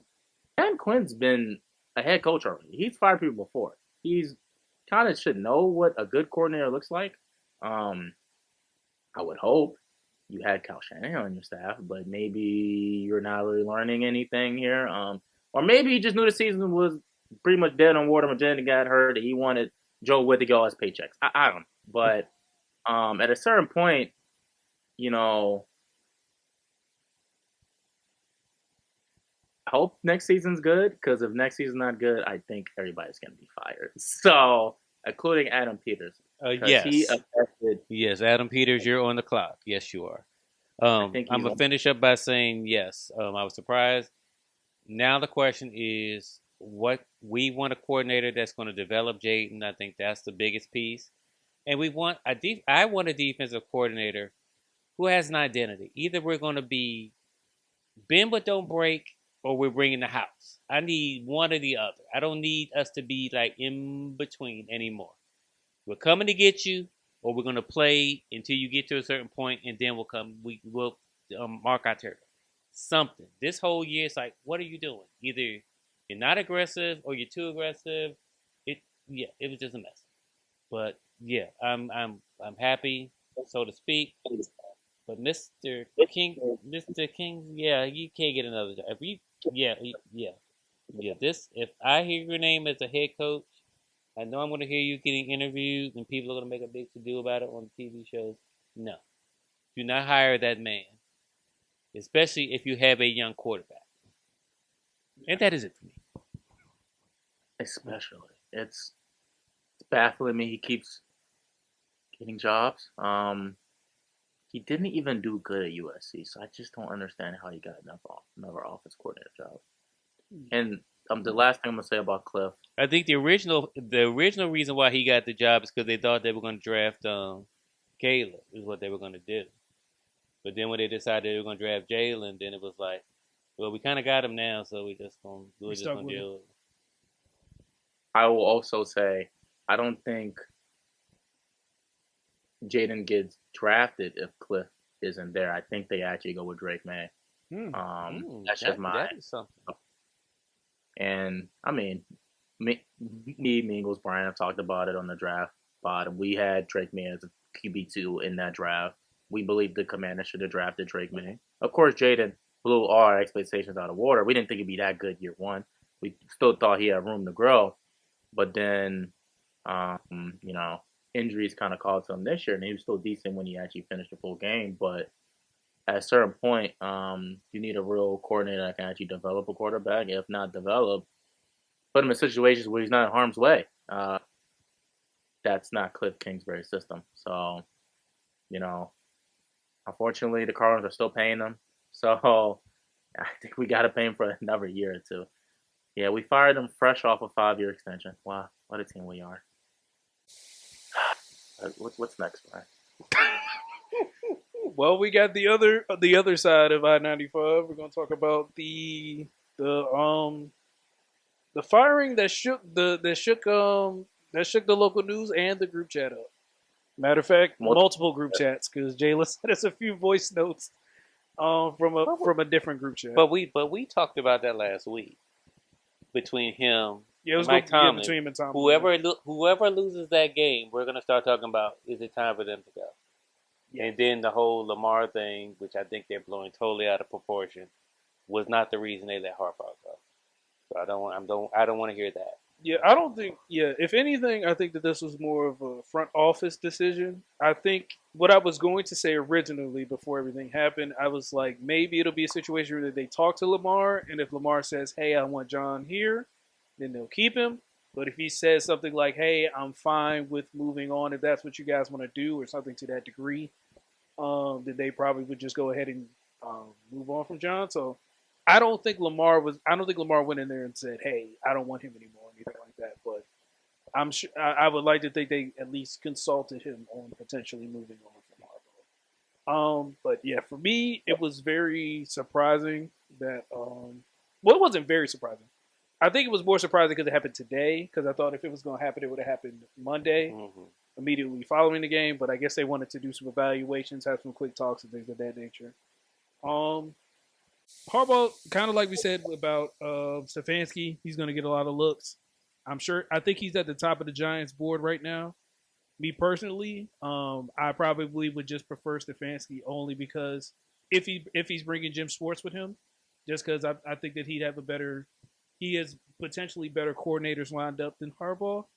But if Harbaugh has a different defensive coordinator than Zach Orr, then we can have a conversation.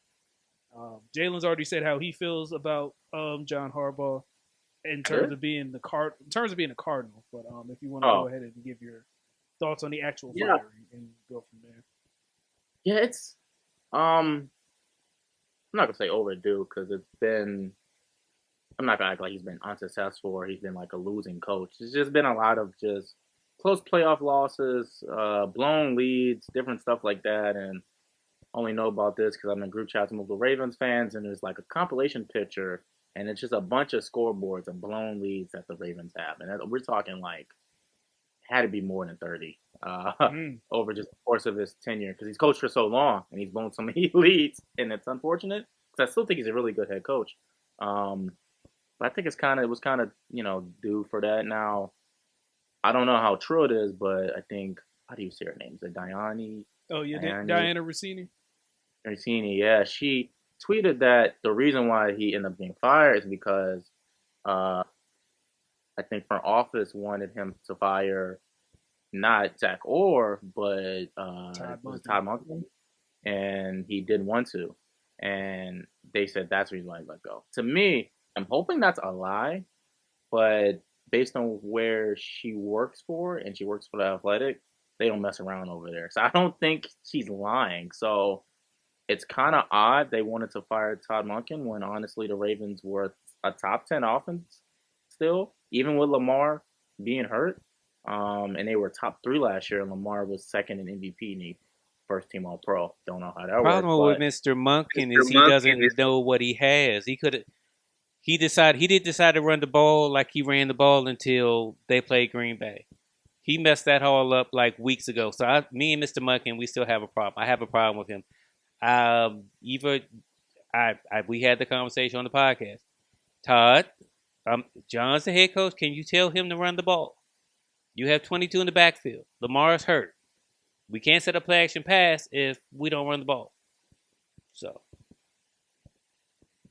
yeah, I agree. That's something a lot of Ravens fans said they didn't lean on the run ball too much, but not just lean on running the ball. It's like sometimes they will commit too much to one thing and not really have a balance. They will just run the ball straight too much or pass the ball straight too much.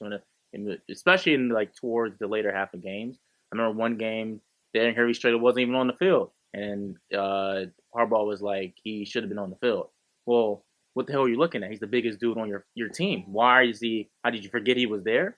Um, even in the season where I feel like Darren Harry didn't get the ball enough, he was second in the league in rushing yards. So still, he was still successful at what he was doing. Still got 16 touchdowns, 1,595 yards. He should have got more. But it comes to a certain point where it's just maybe it's time for a fresh start. I don't think Harbaugh's bad at what he does, and I still think the team has talent. Now I'll admit, they couldn't fire the GM just because the team is still very talented. But I think he's also, I'm not gonna say on the hot seat, but he's getting to that path because I know a lot of people on paper. The Ravens have a lot of names people recognize like Marlon Humphrey, Roquan Smith, Kyle Hamilton, Ronnie Stanley, and the such. But I was watching. I'm trying to remember what guy name on ESPN. I'm gonna remember it later, but basically he kind of broke down some. I was also thinking about with the Ravens rosters that they're very top heavy and they're paid that way also. I think Marlon Humphrey and Roquan Smith combined for 60 million next year. I think Lamar Capital is 70. Yeah, 74 for Lamar. It's very, very top heavy, and when them top heavy guys don't play that well, specifically Marlon Humphrey was one of the worst corners in the league this year, and then you get Lamar injuries, and it kind of stacks up. And the Ravens are a team where they believe they can always draft and develop. They rarely bring in, free agents outside and pay them a lot outside of Derrick Henry. And when you draft and develop and these guys don't really play like you think they're going to do, especially in the O-line, there's a specific right guard that they've been begging to get all season. And I don't know how Daniel Flay, whatever his name is, played the whole season. He was not very good. And I know on one of the touchdowns where Lamar had to break like a sack out of two people were like, wow, Lamar's so good. All I could see was the left tackle and the right guard blowing a block and letting him run straight at Lamar. And it's like, I'm not surprised he got hurt. Just the people that have been blocking for him. There's definitely was some defensive regression. You thought last year Zachary kind of picked it up towards the second half of the season and put together some performances, but this year the defense is really bad. The pass rush is just, that's not even like a play calling thing. The pass rush is still just bad, straight up bad. Roquan Smith is still decent. Kyle Hamilton is still Kyle Hamilton, but the corners took a step back. Marlon, forget a step back. He leaped about 30 yards back. I don't know what happened to him. He do this thing where he's like good every other year. I don't know how. I know cornerback is a very volatile position, but I'm talking he goes from top 10 to like 100th, and he like pivots between that. I don't know how he does that. He's locking on that post career, man. He sure is. He needs to get off Twitter and podcast, man. He's not a real serious person. I think that's another thing, but I ain't gonna get into my 100. Harbaugh is going to be probably the most coveted head coach in this cycle, and as he should be, just with his his record and his pedigree. I just hope he doesn't bring Zach or with him. It's I'm just curious who the Ravens bring in now. Because if you're like any like I think any like what's the word I can say?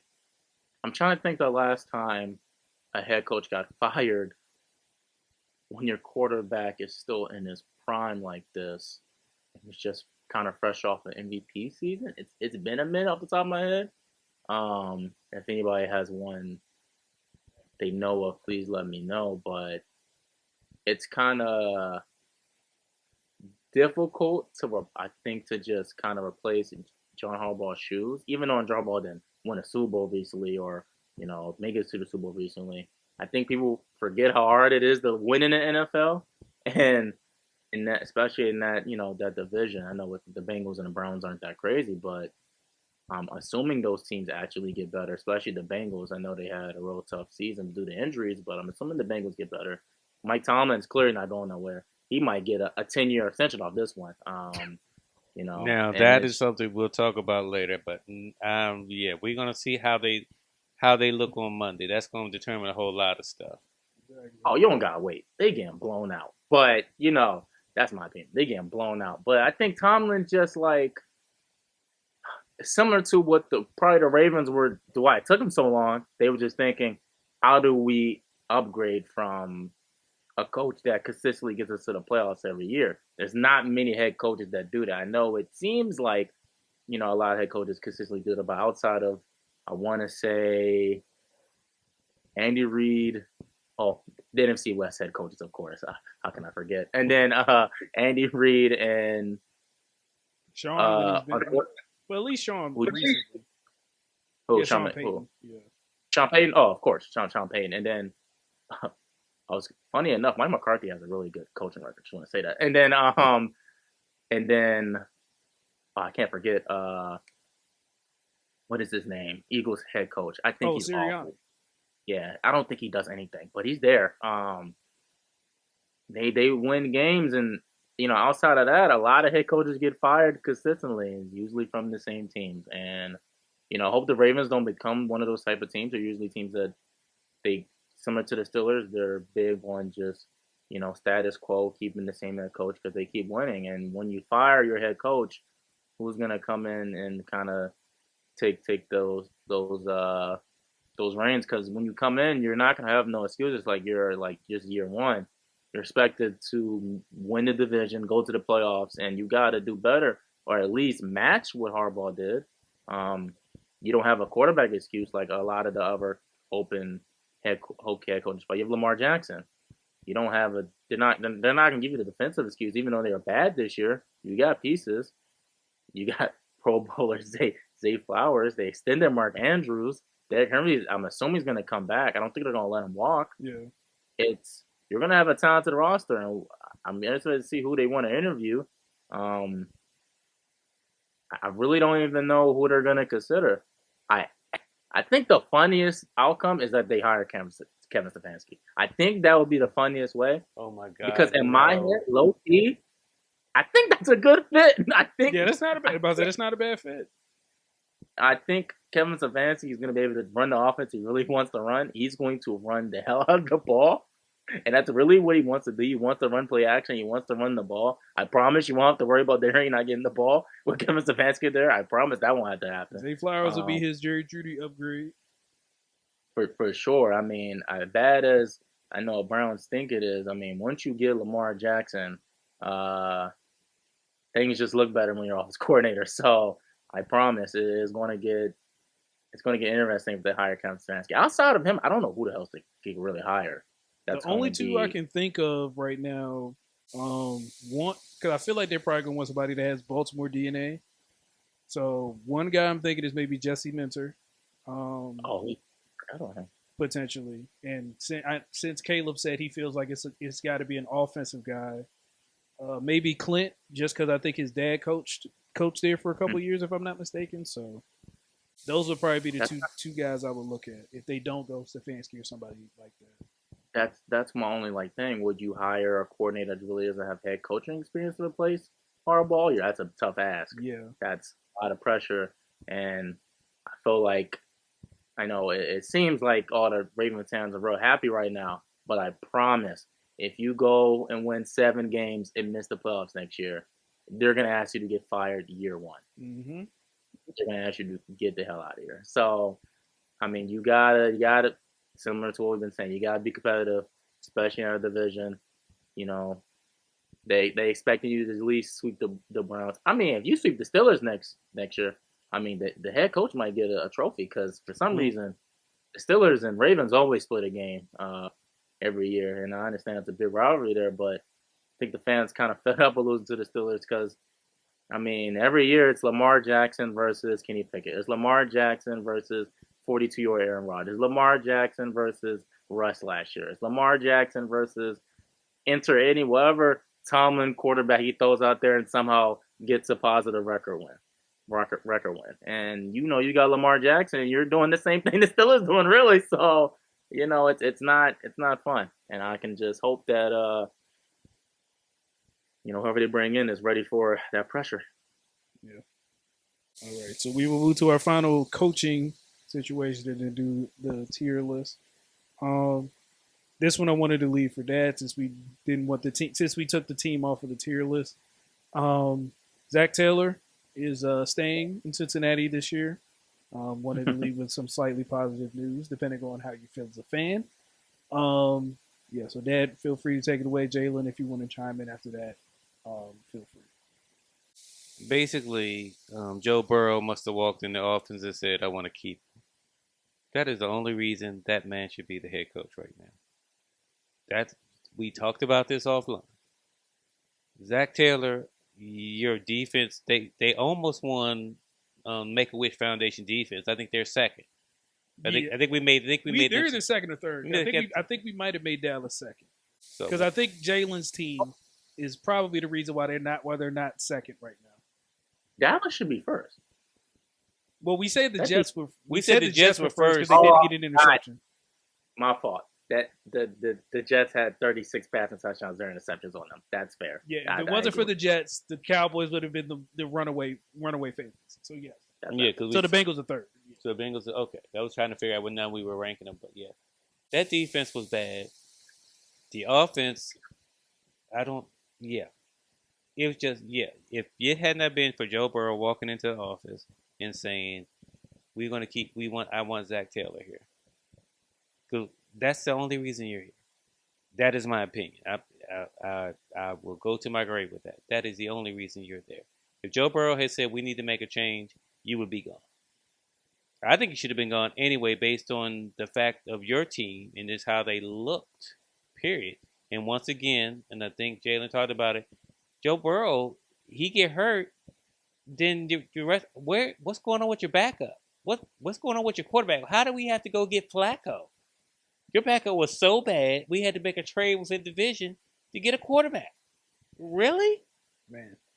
That just sums it up. No running game, hardly. And basically, it's, once again, a coordinator that says, okay, Joe, you do what you want to do. Just get it to Jamar. Get it to T. Higgins. Just do what you do. And if we get a win, that's wonderful. Yep. Yeah, I agree with everything you said. And I think it's not my opinion. It's not that Joe Burrow went there and said, I want Zac Taylor. I think it's the other way around. I think I'm going to get into my rant a little bit about the Bengals ownership, but I believe they went to Joe Burrow and said, do you want Zac Taylor gone? And he said, no, I don't hate him that much. And they said, okay, we'll keep him. I mean, you can ask Bengals legends. You can talk to Bengals players. You can just look at where the Bengals practice. You can look at their interviews. And you realize, now, I know a lot of teams call like owners cheap and poor. The Bengals are actually legitimately a poor team. And I don't think they really wanted to fire and hire a new head coach because I don't think they wanted to pay anybody. In their eyes, Zac Taylor got into the Super Bowl. No one else did that, so we might as well keep him. And Joe Burrow's still here, so we might as well keep him. Just keep running it back. And, and in their head, they're like, the offense wasn't an issue. Joe Burrow, when they was healthy, they scored points. All we need is a defense. And, I'll admit, I thought the GM would have got or something, some type of pressure. I don't know. You know, I remember me and Xavier in the group chat was making a joke that you rarely even hear Zac Taylor talk. You rarely hear the GM even talk. Every time I see a Bengals interview, it's Joe Burrow and Jamar Chase talking for like the whole team. And I don't know any other team that does that so consistently. I've heard maybe the Cowboys. It's a lot of Dak, CD, and Pickens over there. But if you can sense the theme there, it's a player-driven team. And not only is it a player-driven team, at least, well, up to this year, the player-driven team was Micah leading the defense, or I guess this now it's Quentin Williams leading the defense, or, I don't know who the hell is in the Bengals defense nowadays. That defense. Trey Hendrickson's going to walk out the door. So. Off. They've drafted multiple edge rushers first round, and they all suck. And then Trey Henderson's like, what, 32? I feel like he's up there. He got to be 31, 32. And they didn't really pay him like he wanted. I think he just got like a 1-year deal. I'm pretty sure they gave him like $30 million for 1 year. But he's gone. He can't wait to get out of there. He's first playing out of here. He's going to a team that's going to the playoffs next year. He's gone. So I don't know how they're going to get a pass rush. They don't have no corners. They have no linebackers. They don't have no safeties. They don't have a defense. And you can't fix a whole defense in 1 year unless I'm trying to think of a team that's really fixed it in 1 year. Maybe the Chargers. Got to be like the 2017 Saints. You got to draft that well. You got to draft spectacular. Well, I think you said the Chargers too. So yeah. I'm about to say, was it Trey Henderson in that draft, that 2017 draft? I think so. I feel like he was. So it's like, and I don't think the Bengals can draft like that. They have not shown that. I don't know ever, really. The only players they really drafted well were no-brainers. Joe Burrow was a first pick, no-brainer. Jamar Chase. T. Higgins is T. Higgins. Everybody else they drafted sucks. That was literally it. Trey Henderson they brought in as a free agent. They let Jesse Bates walk. Still don't know why they did that. He's basically all pro caliber in Atlanta. I guess they believe in Dak. The last good Bengals corner I can think of might be Pac-Man Jones. It's been a very long time. I feel like Pac-Man Jones' son is in college right now. I think so. Yeah, Chris Henry Jr. I think is supposed to be. Did he declare this year or is he? Hold on, Adam Pac-Man. Am I thinking of somebody else? Hold on, let me double check. I like to. Because the only person I could, because I know he took Chris Henry's son in, so that's the only person I could think. He did adopt Chris Henry's son. Maybe I'm thinking somebody else. Somebody's son. Drake Kirkpatrick, is that who you thinking of? Yes, another Bengals corner. He was also decent. His son is in college now. So when your best like real last corner and their son is in college, you do the math. That's not good. That's not good at all. I mean. In my head, do I think Zac Taylor should have got fired? Yes. But who the hell is going to want that job? I think that's another part of the reason why they didn't. Another prime Mike McCarthy spot. You can, that's another, that really is another Mike McCarthy spot. I mean, maybe Cliff. Cliff. Yeah. You can say, oh, please, don't work through that. You can say, yes, they got Joe Burrow. Who wouldn't want that? That defense is, so lacking in talent. It's scary. It's honestly scary. No notes. I got no other words, man. That's just Burrow's gonna set the average 30. He's got to do it again. I mean, that's really what it comes down to. Maybe they what draft pick do they have? Honestly, they was better off shutting down Joe so you can stop winning games. They needed a better pick than what they got. Yeah. But I know NFL players don't like the tank. They love to play the game. Now Cincinnati got the 10th pick. Got to get wins for the culture. Maybe Francis or Spencer will still be sitting there at 10. So give Joe some more O-line help. All right. So this is our coaching carousel tier list. Unfortunately, obviously, there was a whole lot of moves made, so we had to take some teams off. But these were the last few teams we thought could potentially make some moves down the stretch.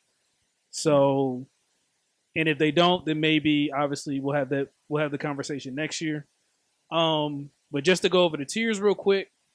First one is Dead Man Walking. I'm sure, as you guys know, that would have been a team that we would have expected to get fired. So obviously, we would have had we would have had we would have had the Raiders on the list. We would have had the Giants and the Titans when that happened. Um, yeah, so that would have been that. Next category, you're safe for now. That would be guys that we think could have potentially got another year, but they would have ended up potentially either getting fired mid-season next year, or they just would be at the top of the first head coach to get fired in 2026 Vegas odds.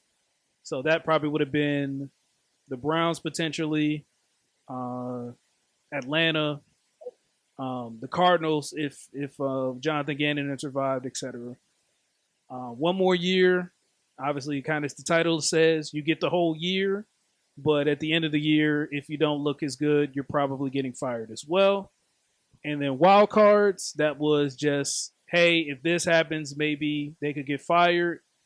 More likely than not, they're pretty much safe, but we'll see where they go from there. That would have probably been where Baltimore ended up before the news today. So just those are the 4 tiers that we had in mind. So with that being said, we will start with the Tampa Bay Buccaneers. Jalen, which tier do you think they should be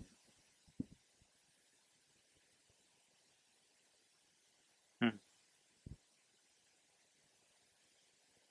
I know technically there's no teams that could really be considered for dead man walking, but I still think, even still, there's some coaches I believe just due to what the team is, I know they're dead man walking, but we haven't gotten to that point yet. I do see them. I do see a team like that on here. But for Tampa Bay, I'm gonna go. You're safe for now.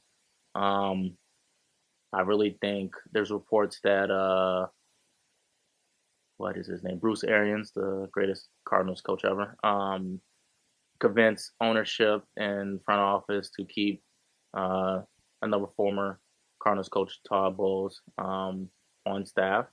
And, they didn't look good down the stretch, but, his overall record with Tampa is really good. And he was in the playoffs, last year and was very close this year. So I'm going to say for now, Tampa Bay is safe. Well, Todd Bowles is safe for now. I think now this is probably playoffs are bust for him this year, though, unfortunately. I don't believe their roster is bad enough to accept any other excuses. Um, I mean, you can't let. I'm assuming Mike Evans is close to retirement. I mean, you got drafted in 2013. It's 2026. I don't know how many more seasons Mike Evans has left in him. Um, you can't let him go out like that. So I will say you're safe for now. Okay, Dad. I would say at this point, if we haven't heard anything, I would say he's safe for now. Okay. I also agree with both of you that you're safe. That he's safe for now. I was thinking between that and one more year, but I think kind of like Jalen said, I think next year is playoff or bust.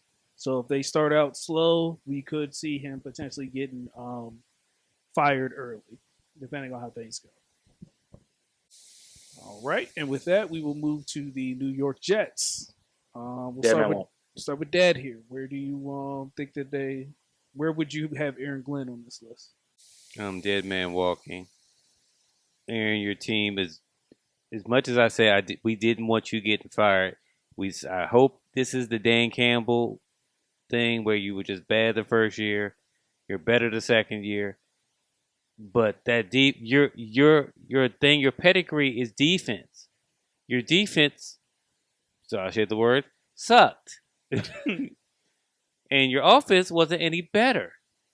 So yeah, you're a dead man walking until further notice. All right, Jalen. I predicted the offense being bad the second they signed Justin Fields. I'm a known vocal Justin Fields hater, and I've been proven right time and time again. I do love getting proven right. But that defense, as a former defensive back in the league, and like you said, your pedigree is defense, and you don't get a single interception. I mean, you usually get interceptions off deflections. Usually a quarterback just makes a terrible throw and the ball ends up in your hands. It's not like you played elite quarterbacks every week. You played Tua twice this year. Um, you know, you could have got a pick somewhere. Even Josh Allen was giving them away at some points. You don't get a single interception. 36 touchdowns, 0 interceptions. You can't even make a ratio with that. It's 36 and 0. That's absurd. And then I've been told they're going to let Justin Fields walk. Who is going to be a quarterback then?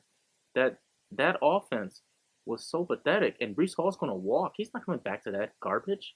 And I think the leading receiver was Garrett Wilson with less than 400 yards. And he hasn't played since October.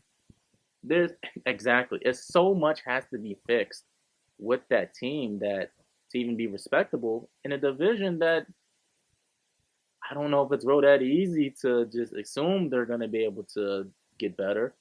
I don't care what happens with, the Bills and their coach situation. I still think they're a good team next year because they still got Josh Allen. The Drake May is good, still in great contract year 3, and I'm assuming just by addition by subtracting Tua, I think the team's going to be better for the Dolphins. So overall, I'm not sure where the Jets go. So feel bad for Aaron Glenn. I kind of knew it was going to happen when he accepted the job, but I understand. I mean, you're getting paid really well to live in New York. I can't be mad at you for that. But, I hope you signed a nice guaranteed long contract because you're not going to see the end of it. But going with the Jets are dead man walking, man. I feel bad for him, but it ain't. I got no positives. I really have no positives. The positives I had, they traded away midseason. So I guess they have a lot of draft picks. And I guess we expect the Jets to make good draft picks. Just saying that out loud don't even sound right. So, yeah, dead man walking. All right. So I was between dead man walking and you're safe for now. Only reason why I was like you're safe for now is just because obviously we haven't heard anything. So I'm like he might be able to survive. But yeah, the Jets. I guess the Jets are just gonna have to hope that Dante Moore declares. Because if he doesn't, I have no clue who their quarterback's going to be this upcoming year. Because if Brady Cook is your QB1, yeah, at that point you're just asking for disaster. So Brady Cook was legitimately the worst quarterback in the league this year, and there was a lot of bad quarterbacks. And we saw Max Brosmer have snaps. Oh my God! Don't talk about Mark. Don't talk about him again. Oh my God. You should have seen the conniption I almost had talking about him on the pod, Jalen. It was crazy. Man, he made JJ with that bold prediction that came through. That is true. Shout out to Phillip Rivers for giving us a couple of games. Prediction? I was saying that I would put. I think I said I'd have Phillip Rivers on the roster before I put Max Brosmer back out there, and then I think that's when Phillip Rivers ended up becoming a Colt like a couple days later. Oh, you said it before that even happened. You was joking. Yes. Yeah, he was said anybody would be better, and then he started naming off names. Because I was like Phillip Rivers, Ryan Tannehill, like a couple other people, like right before. I probably said Russell Wilson too because I was trying to be funny. You were trying to trade Russ. You tried to get rid of Russ at any point. I mean, that's actually very valid. I'm also a JJ McCarthy supporter. Actually, honestly, it started as a joke, but I'm committed to the bit now. But it's like, at a certain point, I said, damn, JJ sucks. Maybe the backup's better. Boy, was I wrong. That backup was way worse. I see why JJ was playing. I was wondering why they didn't bench him sooner. Because Carson Wentz, his body fell apart. So, yeah. I was sitting there looking for Nick Mullins, only for me to find out he was in Jacksonville this whole time. Nick Mullins is still in the league? Yes, he was. I couldn't believe it either. I was watching the Week 18 game. I was like, dang, that's where he went. Kyle Shanahan keeps some quarterbacks in the league, man. I tell you, he do that. All right. Speaking of Kyle Shanahan offenses, we have the Miami Dolphins. Jalen, we'll start again with you. What are you thinking? I love being a hater because most of the times when I hate, man, I'm so right. And as a Tua hater, I knew he sucked, and him getting drafted for Justin Herbert really pissed me off. And I'm glad everybody in the world can see he's not good. So I think a lot of people realize that it is Mike McDaniel, right? So many Mikes, and others in the league. But I think Mike McDaniel's a better coach than it actually looked, just because he was so limited by Tua's lack of arm talent and outside creativity in the offense. He couldn't really scramble and do stuff as any other modern good quarterback has done this far. Too, that's not Tua. He's very point and throw, and if the window's there, he makes a good throw. And I don't know why Tyreek Hill said Tua was the most accurate quarterback in the league and why he said he was more accurate than Mahomes, but I bet he regrets it now. I'm gonna give Mike one more year, Mike McDaniel one more year. I think now that's another thing. I don't know who the quarterback is. A lot of things I don't know who the quarterback is gonna be next year, but if they at least get somebody better than Tua, the bar's not that high. I think they'll at least be respectable. Um, Now, I admit they probably need another receiver also now, because I'm assuming Tyreek is not coming back. Um, he looked real excited on that cart leaving the stadium, so I don't think he's going to come back anytime soon. Um, and then defense wise, I think they actually look pretty improved down the stretch. Still have a pretty decent D line, and they're gonna figure out the cornerback spot as they go. I feel like a coordinator or somebody called them out and said, let's not, piecemeal it together next year. Let's actually get some serious, focus on the defense. And I believe they're going to do that, probably add a receiver. And, they still have Devon A-Chain, I think is a really good running back. I believe the guy, Ollie Gordon, they drafted from Oklahoma State, is actually a pretty decent number 2. And I guess Darren Waller's on the team for real. So, and he looked decent when he played. So I think there's pieces there. They just got to, once again, I'm gotta get better than Tua. And let me see. Well, I can stop there, but I'm gonna while your dad's, I'm gonna check who's available in the. Okay, I'm gonna go ahead and go real Wait, quick. what am I saying? Kyler is available if they This get is true. Kyler going to the playoffs. This is true. This is true. I'm gonna go next just to be quick. Right now I have him in your safe for now territory, just because I feel like, well, there was a report that came out. I think we talked about it in a group chat. But as we talked about in the John Harbaugh segment, he's going to be at the top of a lot of people's boards. I think right now there was like a report that the Miami Dolphins are looking for a way to potentially bring him in, even though obviously there's not a coaching vacancy. So I think Mike McDaniel, ironically, I think Mike McDaniel's security is contingent on where John Harbaugh wants to end up coaching next year. So if he does end up in Miami, I don't know if we have another situation like we talked about earlier with Tom and Sean Payton, because even though people have talked about Lamar to Miami, I don't think there's going to be a viable way for that to happen unless he just forces his way out, which in NFL terms is very difficult to do, even as a quarterback. So for me, I have him in your safe for now. But I can understand why somebody would have him in one more year. I just think that it's probably going to come down to whatever Harbaugh does, personally. But we'll see what happens. That's fair. I mean, the Dolphins definitely not scared to pay up. So if Harbaugh is interested, he definitely could go to the Dolphins. But if they fire Mike, where would Mike go? I feel like at that point he's probably just going to be an offensive coordinator somewhere. Whoa! Bring him on to Arizona. Bring him down. Oh, you saying as a head coach? Yeah, buddy. I mean, I'll take any. I mean, at least I saw. He got to a big time extension. Got to the playoffs. I'll take him. Bring him. I mean, if you get to the playoffs, I mean, you got to be doing something right. That's not easy to do. Only Mike McDaniel and Tua. Only Mike McDaniel and Nick Saban was able to make Tua look good. I'm just telling you. Remember that. This is a good point. That is a good point. All right, my vote is for. I'm going to agree with Brian as well. One more year. Well, Jalen said one more year. Jalen said one more year. You didn't say one more year. I thought you said one more year. No, I said you're safe for now because of the Harbaugh news. Well, yeah. No, I'm saying one more year. I think Harbaugh's looking. He's going to look at all his options. Okay, that was real succinct. All right, we'll move to the next team. The Pittsburgh Steelers. We will start with Dad. Um, what do you think Mike Tomlin's potential fate is? I'm real easy. I'm gonna let you gentlemen expand. I think it's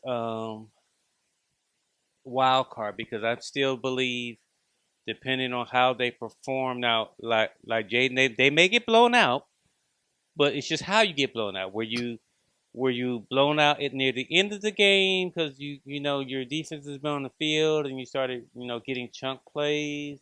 Was it you getting blown out from the jump? They just came out and the defense just you couldn't do anything with that stifling defense Houston has.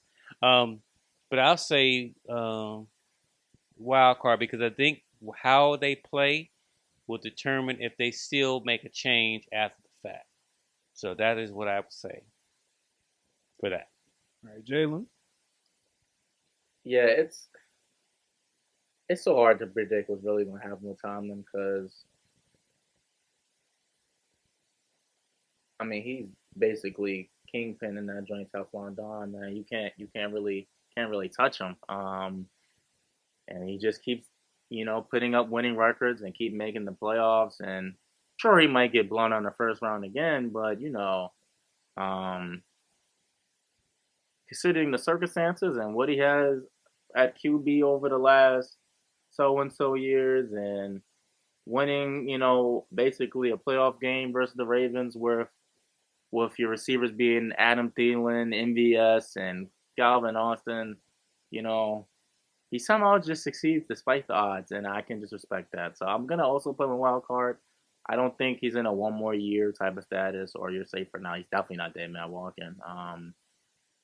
I think honestly, it's gonna come down to they're gonna let Tomlin decide when he wants to leave, unless he just has a terrible season, and he hasn't done that yet. So I don't think it's gonna happen anytime soon. So I think it's gonna come down to Tomlin just wanting to step away from the Steelers or step away from coaching in general because he's been coaching for a very long time.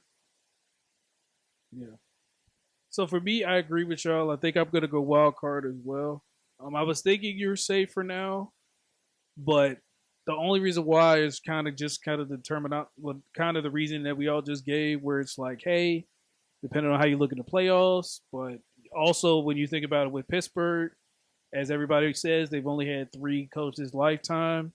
Obviously, Chuck Noll was there for a good minute. Bill Cowher was there for a good minute, and then obviously you got Mike Tomlin. So the Rooneys are a very patient family, and I think them being able to make the playoffs and beating their rival to do it may give them another year. The only thing I will push back at is the fact that usually when they got blown out in the playoffs, they were at least like a 6 or 7 seed.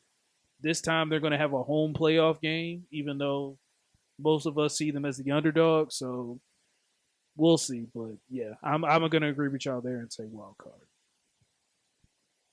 And then for the final team, we have the Buffalo Bills, which are run by Sean McDermott. Jalen, what is your tier fate for them? Hmm. This is the toughest one for me because on one hand, it's almost very similar to what the Ravens and Steelers are kind of dealing with, but I feel like the Bills get a lot further in the playoffs consistently than what the Steelers and Ravens have done. Um, and if you fire Sean McDermott, would you really do it? In my head, if they fire Sean, I don't think they're gonna bring in another head coach. I think they're gonna promote somebody like Joe Brady or something like that. Mm.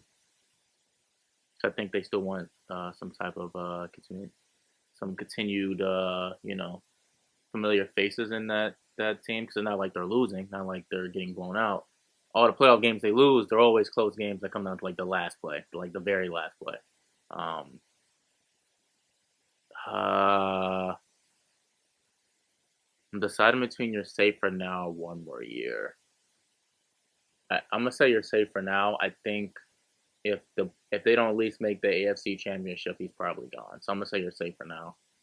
I feel like he has that type of expectation set on him at this point because I'm pretty sure they made it last year, right? And they lost to the Chiefs. Yeah, What happened, right? And then the year before, what did they lose to?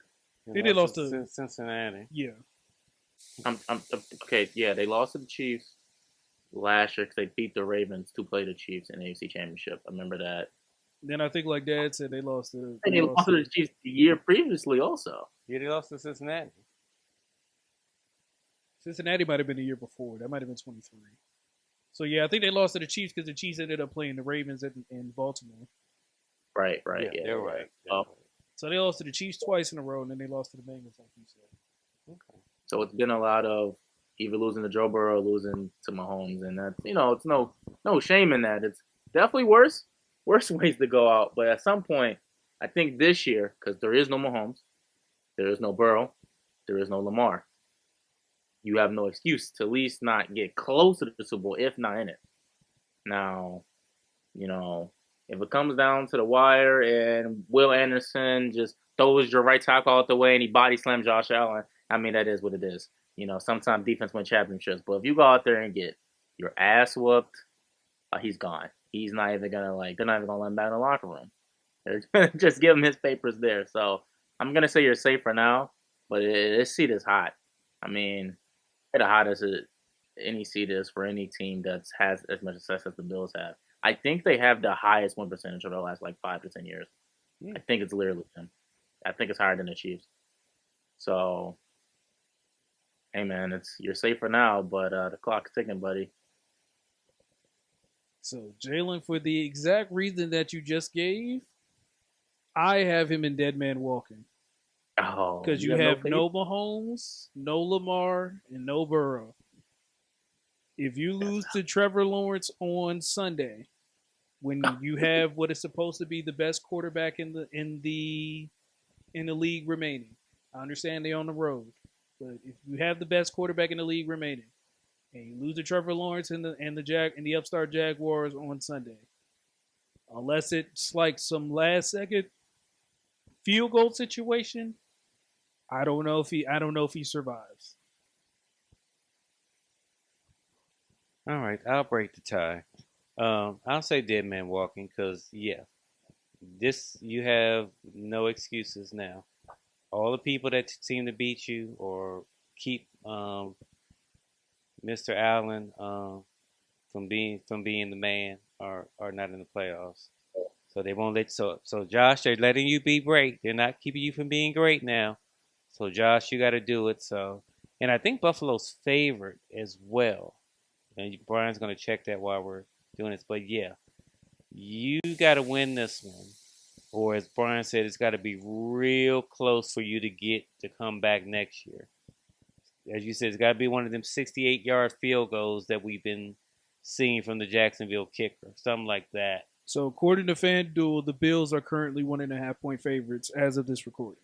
We are recording this on Wednesday morning now, but Tuesday night that's essentially.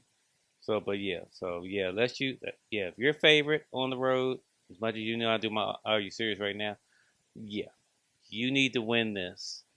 Now if Buffalo wins, because Buffalo if Buffalo wins, they would probably play the Broncos unless the Chargers beat the Patriots. Okay, so they would play so they would play the number one seed. Yeah, because the lowest seed plays the top. Yeah. Oh yeah, so you're gonna you need to win. You need at minimum not to be dead man walking and get one more year. You've got to win this week, be competitive against Denver, if not, as you said, Jalen, outright win and get to the AFC Championship game and play against New England or whoever is left. Yeah, y'all make a good point though. It will be very Buffalo for them to lose Sunday versus to the Jags. It would be so heartbreaking on a last second 70-yard field goal that they'll break the record. The game in Jacksonville? Yes, the game is in Jacksonville. Oh no, he might hit it. He might hit a 70-yard kick, man. Cam Little. Oh man, he's in May 68 and 67, and it seemed like it's like him and the Dallas kicker seem to be automatic, except for last week when Dallas' kicker couldn't make nothing against the Giants. I don't know why. Anyway. Oh, I know why. He got them orders, them tank commander orders, man. Sometimes you got to do for the greater good. Got to do for the greater good. Man. He understands. Now, with that being said, this has been another episode of A Quick Convo with Dad. We'd like to thank Jalen for coming out. Thanks for coming on, sir. I'll be on here more. The season's over. The cloud has cleared up. I feel the sunshine. You know, the Cardinals going to, new chapter. The Lakers are, top 4 record in the NBA, and the Dodgers pressed off a championship. I never felt better. It's like we go ahead and talk about free agency because it's been real slow right now. Yeah, it's been really slow. But, we don't need free agents, man. Just keep paying people. Man, if the Yankees had the same, we're not going to talk about it. We're not going to rate. You can't say that, though. The Yankees are kind of known for doing that, though. Well, Hal is trying to penny pinch now, from what I'm seeing. So, if we sign Bellinger, I don't know if we're gonna do anything after that. Again, that's enough. We'll have that conversation. Okay. But again, very welcome special guest edition. I'd like to thank Jayla for coming out. Absolutely. Again, I'd like to thank my father as always. Thank you, sir. Thank you. This was good. I can't wait to the Rand episode. I can't wait to the here. Man, I think the best time we'll get him to Rand is when the Giants draft what they're going to draft. Yeah, the draft will. Jalen knows. I know it. Yeah. But this has been another episode of A Quick Convo with Dad. We'd like to thank you guys for taking the time to listen or watch if you are watching this on YouTube here. We'll have another episode later this week. Obviously reviewing Week 18 and giving our wild card weekend predictions. So stay tuned for that. But with that being said, I'm Brian Jr. I'm Brian Singer. And this has been another episode of A Quick Convo with Dad. Be sure to stay tuned for the next play.